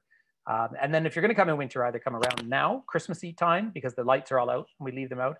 And then by the time you get to February, the days are colder, but they're longer too. So there's different reasons to come in each time of the year for that. Again, if you're here with me in July or August, I love it. And the weather's great, but I do get you up very early in the morning to beat the crowds. Again, that's one of the reasons you like to have a guide, because we make that as logical as possible. Bonnie, can you ice climb around the Icefields area? I have a son who climbs. So Bonnie, I wish I could send you a photo right now. The picture I showed you when I said the trains are coming through, there was an avalanche in one, and there was a sort of a rock wall. That freezes. That is probably the single best ice climbing wall in the world. It's called the Weeping Wall. We actually see the British Army training there and the Canadian Army sometimes. And that's because the season is so long. Because of the porous rock, the water seeps out. It'll be warmer in the rock as it seeps out, it freezes, it creates these great ice waterfalls. And in fact, there's one on Cascade Mountain, right. In fact, there were probably people climbing on it today. It's a sunny day and cold, perfect conditions. So this is for ice climbers who represent about 5% of all climbers. I am still a rock climber. I mean, I climb and I love high mountains, but but the ice climbing is a bit of a fringe thing. But this is the best place in the world for ice climbing. I think it's fair to say. Laurie is saying, are there Steinbocks like there in the Alps? No. Yeah, the Steinbocks are the ones I think with I remember seeing them in Switzerland with the curve out. No, but we have the mountain goats. They're not even in that family. No, the bighorn sheep would play the role that Steinbocks would. Some of the other animals you see much less commonly. We have wolverines, for example, but you're really lucky if you see one. Cougars everywhere. Cougar population is not threatened, but they're harder to see. And just the other day, a Spanish couple who've been coming out to the ski hill because they were foreign workers and they've gone into their jobs have been closed down. They're getting the government support, incidentally, from the Canadian government. But I happen to speak Spanish, and they came up to me and said, "We just got photos of lynxes, and I know where lynxes are. They've got a den on the side of Lake Louise, and I've seen them once in my life." And this lovely Spanish couple, their first year here, they saw mother, father, and baby lynx. So all sorts of animals, but become rarer and rarer to see. Of the little ones, squirrels, of course, and chipmunks. No rats in the province of Alberta. Alberta as a jurisdiction got rid of all rats way back when the United Farmers were in power in the 1920s. There are people who used to work for what we called the Rat Patrol, and they think we've saved billions in agriculture. So it's quite exciting. But we do have another ground squirrel called a pika, P-I-K-A, and they're very interesting. Look a bit like a mouse, round ears, very cute. And they have a nice chirp, chirp. And they nest in a very narrow range in rocks between about 16 and 1800 meters. And they're being tracked by scientists because they're nesting higher and higher. And they seem to be an indicator of climate change. And there's a few places I go on tours where usually we can see a couple of them running around. Leslie's saying I came in late, so don't know if you mentioned this, but I was at Lake Louise a number of years ago and went on a beautiful hike up the Plain of Six Glaciers in the tea house. Do you ever take people? Just the size of the groups, Leslie, I tend not to hike them up there myself, but if I happen to have a tour where I'm spending 2 days at the lake, then absolutely. You know, it's if you remember, it's just because the elevation, that's a good old hike up to the tea house. It's world famous. It's a lovely thing to do. What I do just religiously is walk my groups to the back of the lake, and just about everyone can do it because it's flat and to get that view back down the lake. But the Plain of the Six Glaciers, yeah, it's fabulous and it's worth going to. Sharon says, are the wildlife bridges over the highway successful in saving animals? Incredibly successful. You might want to Google them if you don't know what these are, but they're literally overpasses. So because the Rocky Mountains, the tree line's quite low, animals tend to live in the valleys rather than crossing over, because why would you climb to the top of the mountain if there's nothing to eat? So then we put the Trans-Canada Highway in, a great big 4-lane motorway down the middle. Well, that was wonderful, but that breaks it up. So they built tunnels for years, but some animals were scared to go into the tunnels because of predators. So we built these overpasses, and we have 1, 2, 3, 4 along here now. There's one I know of, incidentally, in Montana too. But they have been really successful, and they have cameras on them. And every now and then they'll publish photos of exactly those animals I was mentioning, the ones that we don't see, like the wolverine. You'll see one at night. And we just announced just east, so outside of the park on the way to Calgary, they're going to build another overpass. And by a lake called Lac des Arcs. There's a lot of problems with animals on the road, so they have been a real success. Great question. I'd love to know this from, how did the floods of 2013 affect this entire area? So those of you who know about the floods, what happened is a weather system came in, and it didn't actually sit over Banff. It sat over Canmore. Again, Canmore is only 17 kilometers from here. The valley's a little bit wider. It's the real front ranges. We had 2 months worth of rain overnight.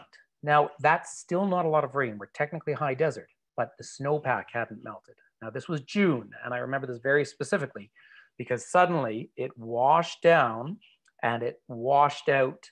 Well, we lost 47 homes in the town of Canmore. I had friends come and stay with me who were made homeless, and then a flood went down and flooded the city of Calgary. And in fact, where the Calgary Flames play ice hockey, there was water up to the 14th floor. And then in an act of terrible irony, it flooded a town in southern Alberta called High River, which is an unfortunate name to be flooded. We do see a few things from the floods. Now, it was it's probably the only other time but the pandemic, because then we turned into gorgeous weather, and where I was living wasn't at risk at that time, but suddenly everything was closed. We were stuck. The road had washed out on two sides, so I could ride my bicycle right up the middle of the Trans-Canada Highway. And we filled bathtubs with water in case we went onto a boil water alert, but we were actually okay. Those who lost their homes were tragic. They got a lot of support. And it's an alluvial floodplain if you're, the big fans down the side of the mountains. But that's our issue, is the snowpack stays up there, and if it really washes down. But the only damage you see now is the Bow River sort of went around a couple of new corners, and there's a few sections where there's just a load of dead trees, and that goes back to those floods. I just mentioned, when you do see large stands of dead trees, though, generally that's an indicator of beavers, because they dam, of course, and flood the trees out. And we have beavers all along the edges of the highways. And of course, they have every right to live here, but the parks have to just very gently ask them not to flood the roads out. All right. Madhu was asking me, which is a better place to stay if you're planning a visit here? Jasper, Banff, Canmore. Sorry, there's no real answer. I think Jasper's far enough away. You don't do it as a day trip. So from Banff, you can go to the Icefields. I would advocate for both Banff or Canmore when you're in the southern area. They're really twin cities. And in fact, you can cycle between the two of them. Canmore it's more of the local market. They have a lot of those condo hotels. Banff is probably more international. They're both good reasons to love and to stay. So really, it's what you're after in terms of hiking activities. But I do recommend trying to get up to Jasper as well for a day or two, because then going from Jasper, places like Moline Lake, you really need to be overnighting there in order to see it. So it's quite a large area. Joan says, I drive a Class B camper. What is the best route to drive through the RO lines? The Rockies. Well, the Class B, so I have a little camper van, which I think is a C. If a B is bigger, just make sure you go onto Parks Canada and reserve places to stay with hookup before you come here, because otherwise it'll be full, 100% full. And if you see people with all those rental ones, the Canada Dream, and the USA, you see them as well. About 80% of those people are Germans, and the rest are Belgian, Dutch, and French, and they come and drive through. But I think often people get shocked that they suddenly find that they're not able to actually stay, and they end up going further away. Lisette Charret, est-ce qu'on peut l'entendre en français? Oui, qu'est-ce que vous voulez savoir? Avec plaisir, je peux en parler en français. De temps en temps, sur mon Facebook, je mets des vidéos en français. Mais ici, dans l'Ouest, à Canmore, c'est à peu près 20% francophone. La moitié des gens qui travaillent pour Parc Canada, ils parlent français aussi. Et plein de francophones ici, surtout franco-canadiens. Et nous autres, franco-albertains de la région d'Edmonton et au nord, mais il y a des petites communautés francophones aussi. Avec plaisir, venez ici en français. A nice question in French. It's nice to see my friends from Eastern Canada. But I was just saying that a lot of people are bilingual. Say my son goes to a French school. And we have a lot of people from the east of Canada who live and work here. So, on a typical day, I will speak French at least to a couple of people, and you could actually just about live your life in French here if you wanted to or needed to. So you could also probably get away in Japanese, which is fun. Will you speak a bit about traveling by train through the Canadian Rockies? Yes, great question. So the train's famous. There's two ways. So many of you have heard of or seen the Rocky Mountaineer. And it's actually the same company is introducing its services down in Colorado now. And if you've ever taken the trains up from Seward in Alaska up into Fairbanks, and they look very similar. And then the other train is the Via Rail, the Canadian one. It leaves from Toronto, comes right across, and you get off and stay the night. You go across the prairies, and then you stay in Jasper. The Via is very much for people who love that train experience. I think I haven't taken the train right across the country. If I did, I think I'd have to take a bottle of whiskey or some Valium or something. It's a long time across the prairies. And it has a tough time running to a schedule because freight often gets priority, because really that's what's happening on these train tracks. The Rocky Mountaineer has had, as you can imagine, a very tough year. I have friends who work for them. I want to really tread lightly. I like the train. I don't tend to guide those tours too much because I like having the ability to stop and get out and walk, but some people love the train. But you take the train from here to Vancouver or vice versa, or from Jasper to Vancouver, the different routes. You always get off the train and stay overnight in a city called Kamloops. I guess they have one other route, but and it's a nice experience. But it's 2 days on the train of eating and drinking. And the service is excellent, of course, and the food is good. But it takes away the flexibility of, I always feel that I like having that freedom. If I see a bear, we stop the bus. But some people really like the luxury of the train. It adds quite a lot of cost to your journey, of course. So there's different prices. There's a go-ahead trip that we just launched last year, which is really Calgary to Vancouver, but just by road. And I ran the very one and only one, and we'll be running a bunch more. And I'm going to convince Mara to come with me now. But I just love that because I have that flexibility, just how the group's feeling and looking at the weather. As someone asked earlier, how many days do you need? Well, that's a 10-day trip, and I could spend just 7 here. So I'll wake up in the morning and just decide what's best on that day. So I hope that answers your question a little bit. I'm worried about forest fires and air quality. What is a good time to visit to avoid Canadian fires? Well, so last year we had virtually none. There are fires sometimes up in the boreal forest, up in the far north, and we can actually get bad air from there. It really bothers me too. So I'm very sympathetic to that question. Oh boy, I'm throwing a dart at the wall, but I think if you're really hoping to avoid fires, again, very often we have none. But probably later, sort of late September or very early in the year, because if you're going to get the fires, it's the higher season, the hot season, so that June through August. So you're probably, never quote me, but I'd be very surprised if there were big raging fires over in BC in September still, for example. Hope that helps a little bit. It sounds like the amazing turquoise color of Peyto Lake and others due to water from the glaciers. Yes, yep, Ruby, it is. It's that grinding up the rock flour, we call it. And it's not that you won't see it in other mountain areas, but because this rock is so soft and porous, it grinds up more.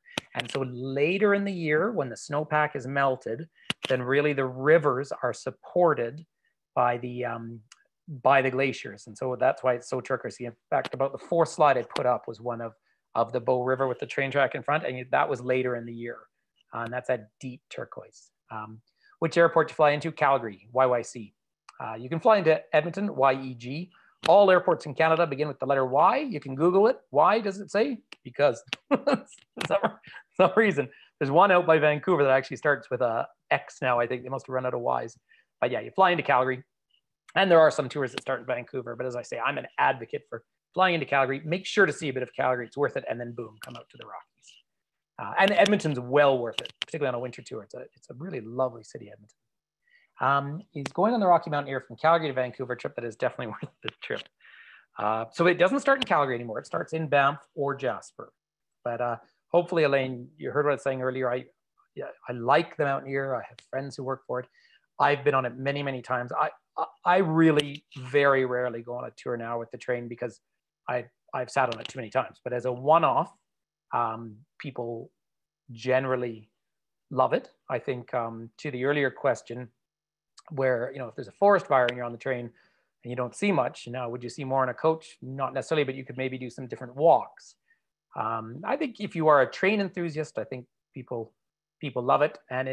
But don't feel like the train is the only way to do this, and you don't have to spend all that money. You can come on so that's, I guess I want to leave it out on the table like that. How deep is Jasper Lake? So I think maybe you're thinking of Lake Beauvert, where I showed you the canoes. That one's not very deep. But Moline Lake, the one up in Jasper, up top, is at its deepest, would be a couple of 100 meters, 600 feet. Yeah, they're big. All the lakes up in the mountains that are glacier formed are all in that kind of V because they're in the mountain valley. Just Lake Louise, exact same. All of them are formed that way. So they're a lot deeper down at the bottom. Is the Athabasca rivers and falls polluted due to the oil sands production? Thanks, John. No, not at all. Now, the Athabasca River, if you track it all the way up towards the oil sands, there may be a conversation there, but certainly like the Athabasca Falls and all of that, the point where the Athabasca Falls are, which is a stop on every tour of mine, that is about a day's flow off the Columbia Icefields. So that water is clean as it can be. In fact, you can reach down and drink it. So no, I know Alberta gets a great deal of press because of the oil sands, which they're 5.5 hours drive east of Edmonton. If I do go just slightly off on a tangent about that, Alberta's economy historically is oil and was coal way back when, and then of course ranching and wheat and farming. We all agree that the world needs to become less addicted to oil. We all agree with that.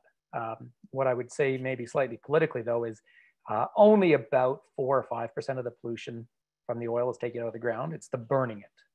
And I guess for those of us here in North America, do you want it from your best friend and neighbor in a democracy here, or do you want to get it from Saudi Arabia? So I don't work in the oil industry. I work in tourism. I'm pro-environment, but I do think as far, if the world's addicted to fossil fuel, this is a pretty good place to get it from, because you know, Greenpeace can be up there every day, and but we absolutely need to be looking at alternative energies. So yeah, I hope that touches on that subject.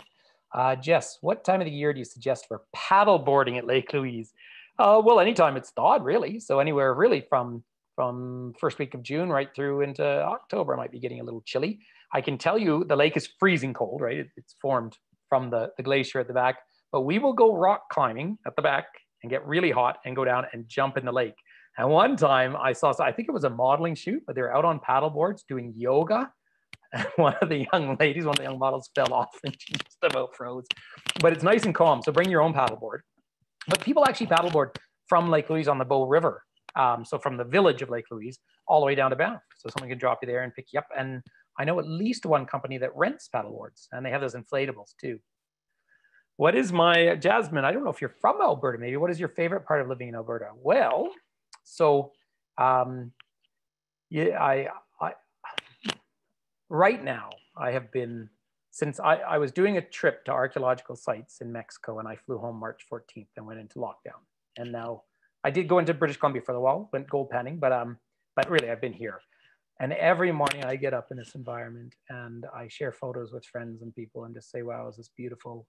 So I love being part of the mountains. I guess I'm a sort of proud Albertan. I don't personally like the government we have at the moment, but I have deep roots here on one side, and I'm a proud Albertan. But I love the fact that 23% of Albertans weren't born in this country, and it's diverse and it's friendly and it's vast. Outside of these Rocky Mountains, where I feel very Canadian here, because obviously this is the birth of the Canadian National Park, second oldest park in the world, all of that. So I feel very privileged. But out in Alberta, outside northeast of Calgary is Drumheller, the biggest single place to see dinosaurs in the world. You know, great museum to build because you don't have to feed them. But the Badlands is fabulous country, and Southern Alberta is gorgeous. I recommend, if you want to listen to a song on YouTube or something, you could Google Alberta Bound by Paul Brandt. But I like living here. Now I did my master's out in Vancouver, and I actually did a degree in Paris. So I've had these different experiences. If I left here, I think I'd go back to live in the Andes personally. So I'm a mountain kid. I spent a year in Cusco, Peru, and I love that. But Alberta's a neat place to be, and it's certainly a good place for young people to grow up. And yeah, and I think the dry blue skies as well. Right?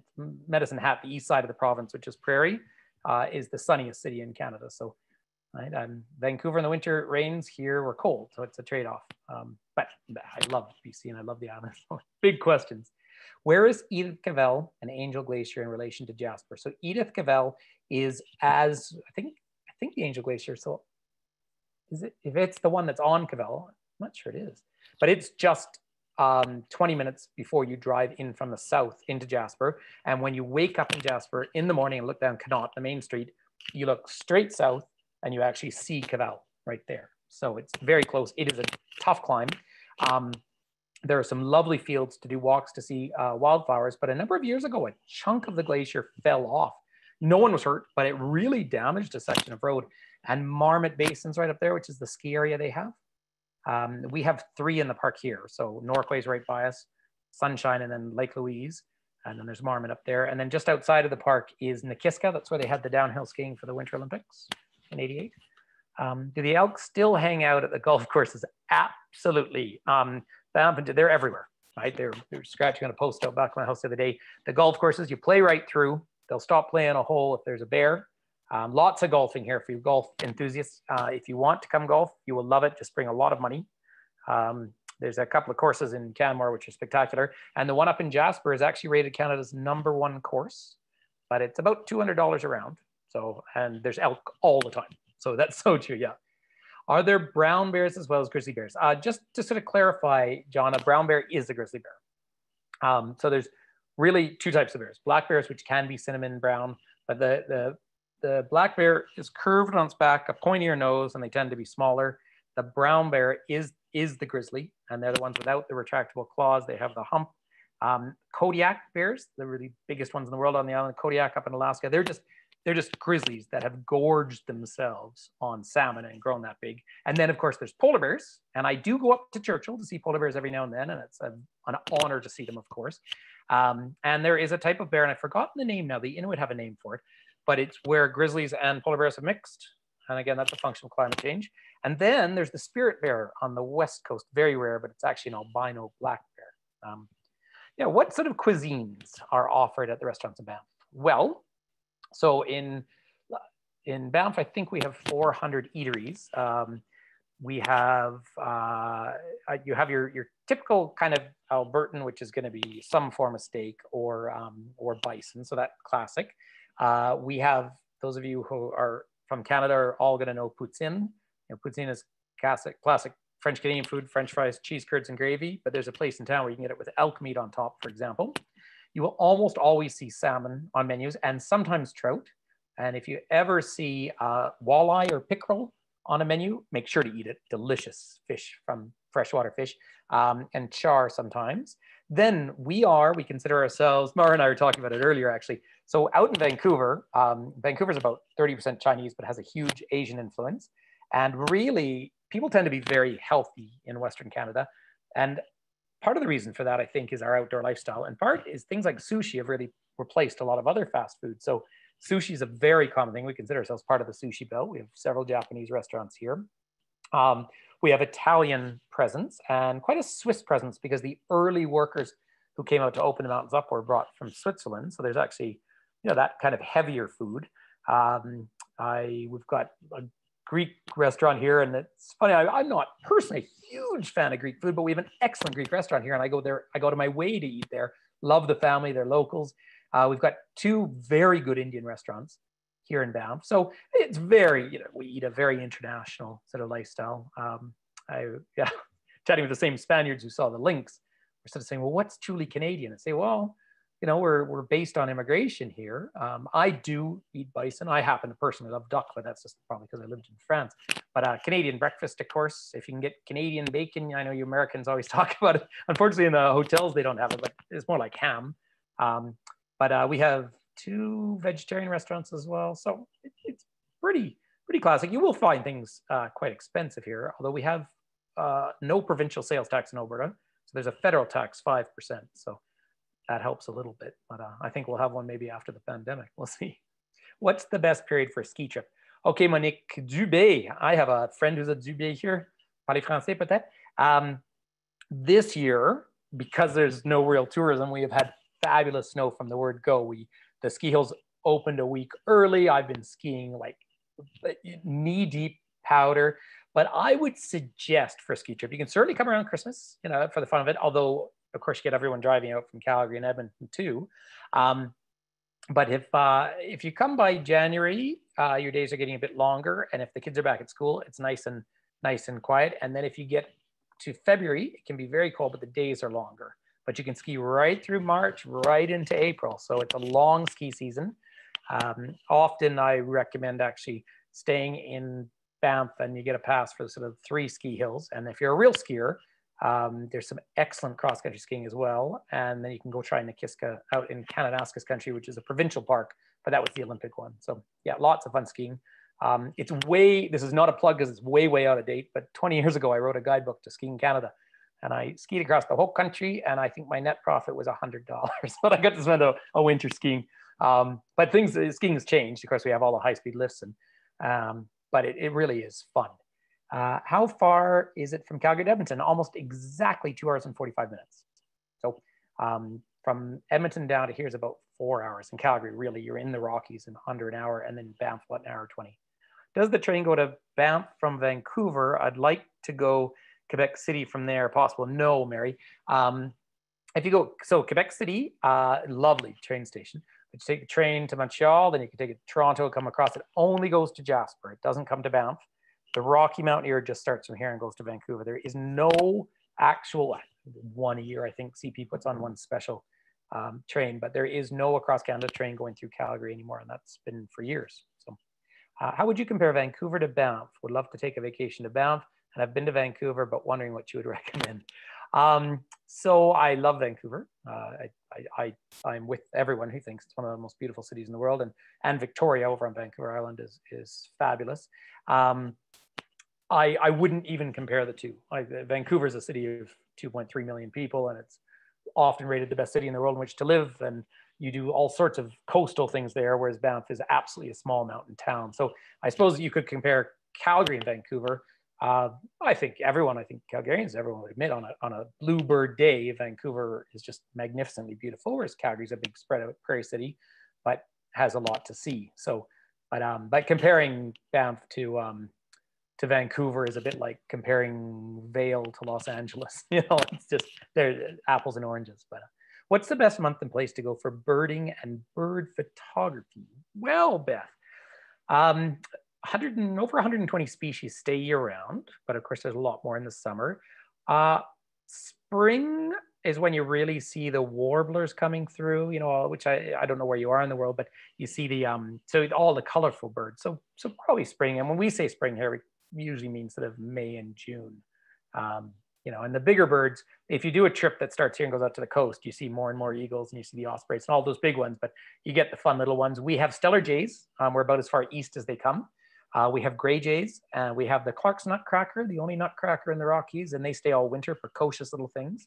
So there's lots of reasons, but I would, yeah, spring's when you get the migratory birds, and twice a year on a lake that's just east, if you're outside the park, we get blackneck swans. They fly up to Yukon, and then they fly down to, I want to say Arizona, but don't quote me on that. But I love seeing them. Is it better to use credit cards or exchange cash for Canadian currency? Chris, good question. I think you can use cards everywhere. Of course, very modern. We have that tap, you know, it's just like the international system.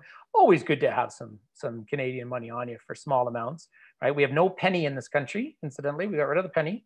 And then, of course, we have these coins, the 1, 2, and we have the nickel, quarter, dime, the typical things. Our money's plastic.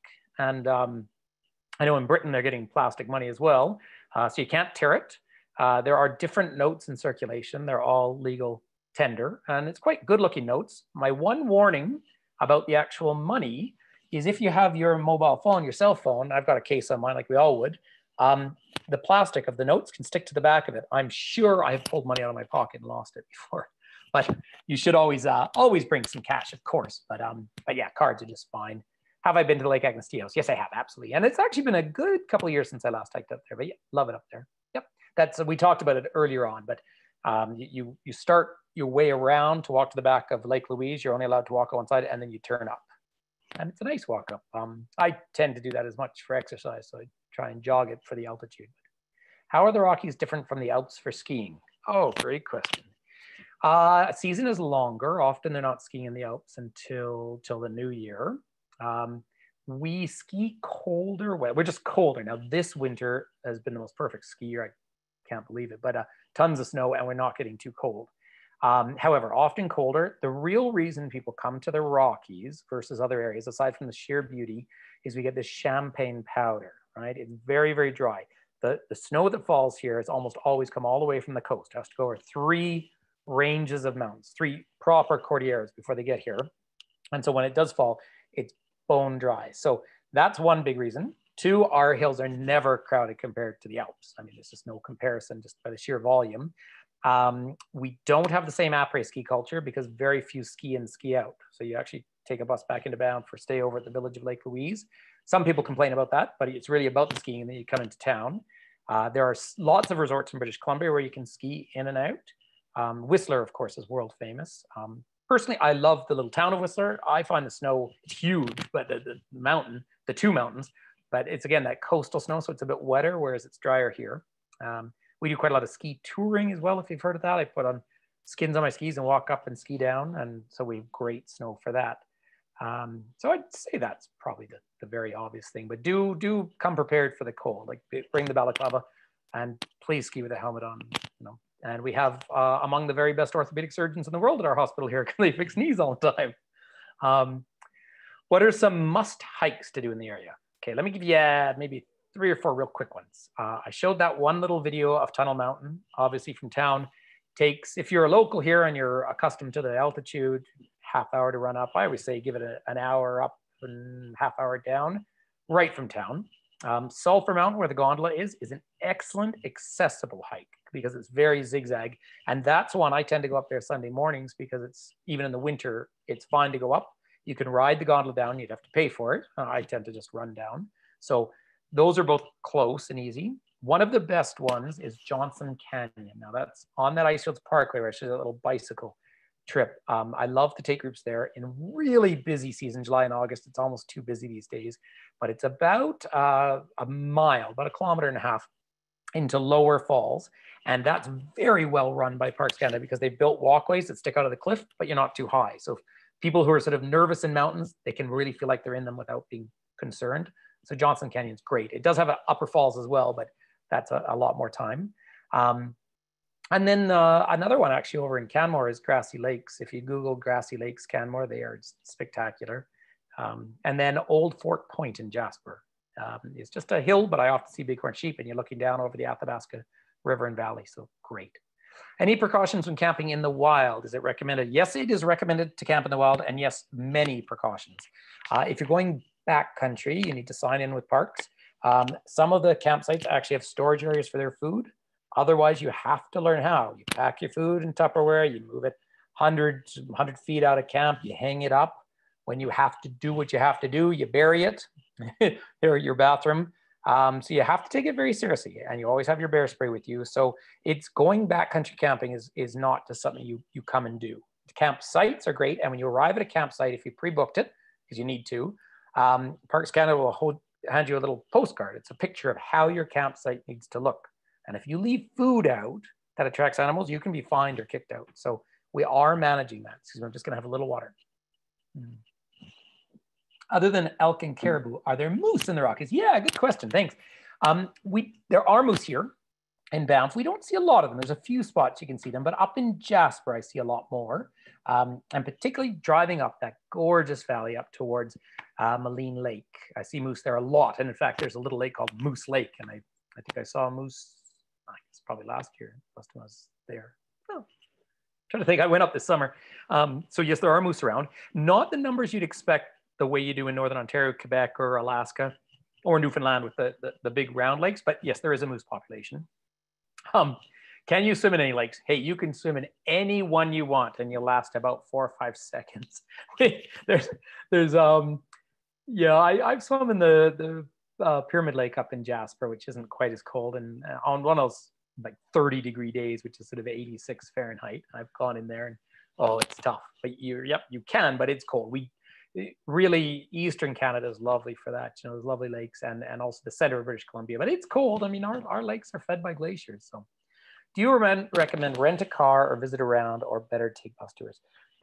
Having a car is great freedom, but places like Lake Louise now, you're forced to park in high season. I'm talking about outside in overflow parking, and then take a shuttle up. So this is where the tours really make a difference, because I have bus parking up at these very famous sites. So it's not that I discourage you from driving. Just know if you're coming in the high season, you're really going to be struggling to actually go anywhere. So you might even drive to Banff and then maybe take day tours even. And there are those. So that's just a good thing to have in mind. Winter, nice to have a car. Just make sure you know how to drive in winter conditions. What is the best way to enjoy with young children? RV? I don't know. Again, the RVs you have to pre-book. Otherwise, you're just going to be stuck in, and that'll be a real shame. There's 3 RV campsites around here, and they're full. If you stay in a hotel, I mean, some of the more affordable hotels and shoulder season, kids love it out here. And it's healthy and safe and fun, and you see wildlife. And again, they're great activities of the cycling and hiking. And I mean, my little boy's grown up around here, and I mean, he skis and skates and skateboards and does all those things. So we're certainly a very child-friendly society. So I don't, maybe an RV or camping, say stay in a hotel in a town like Banff, and then you drive into British Columbia and maybe camp in some of the wilderness out there. There's great campsites all through. This is a vast area, right? Say Alberta's twice the size of Germany, and British Columbia is even bigger, right? So we're the third and fourth biggest provinces in the country, and Alberta has 4.4 million people roughly, and British Columbia is a little less than 5 million. So in an area that's the size of Western Europe, there's 9 million people. So there's a vast place, but you have more limited services because everything's far apart. Are there dude ranches in the foothills of the Canadian Rockies? Yes. One of them sadly closed. It was really a shame during the financial crisis, 2008. There's another ranch called Boundary in Kananaskis country. And Kananaskis is really just part of our mountain parks, but it's a provincial park for Alberta, and it's spectacularly beautiful. And they are there. And then there are further into Alberta some ranch experiences. Not as many as you'd think, given it's all ranch country, but there is. Is Medicine Lake also known as Spirit Lake? The spirits of Medicine Lake call it to drain out. That's the disappearing lake I was telling you about. And that's from the valley driving up to Moline Lake in Jasper. That's what Medicine Lake is. Spirit Lake as well, Lake Minnewanka near here in Banff, that translates to be Spirit Lake. Any highlights to see in Yoho and Kootenay? Yeah, absolutely. So yeah, I have mentioned this, but where I showed you the trains in Kootenay, if you drive down to the bottom and turn right, you go up to Takaka Falls, which I think are the second highest falls in Canada. Absolutely gorgeous. And once you get down to that valley, I don't know, some of you I'm sure have read Bill Bryson's book, A Short History of Nearly Everything. Excellent, I'm just going through it with my boy at the moment. He mentions the Burgess Shale. So when you're down there, there's a little tiny town called Field that runs Yoho Park, but Field is where they put on extra engines on the trains to go up that big hill. So from Field, back behind Field is the Burgess Shale. What the Burgess Shale is basically the ultimate proof of evolution.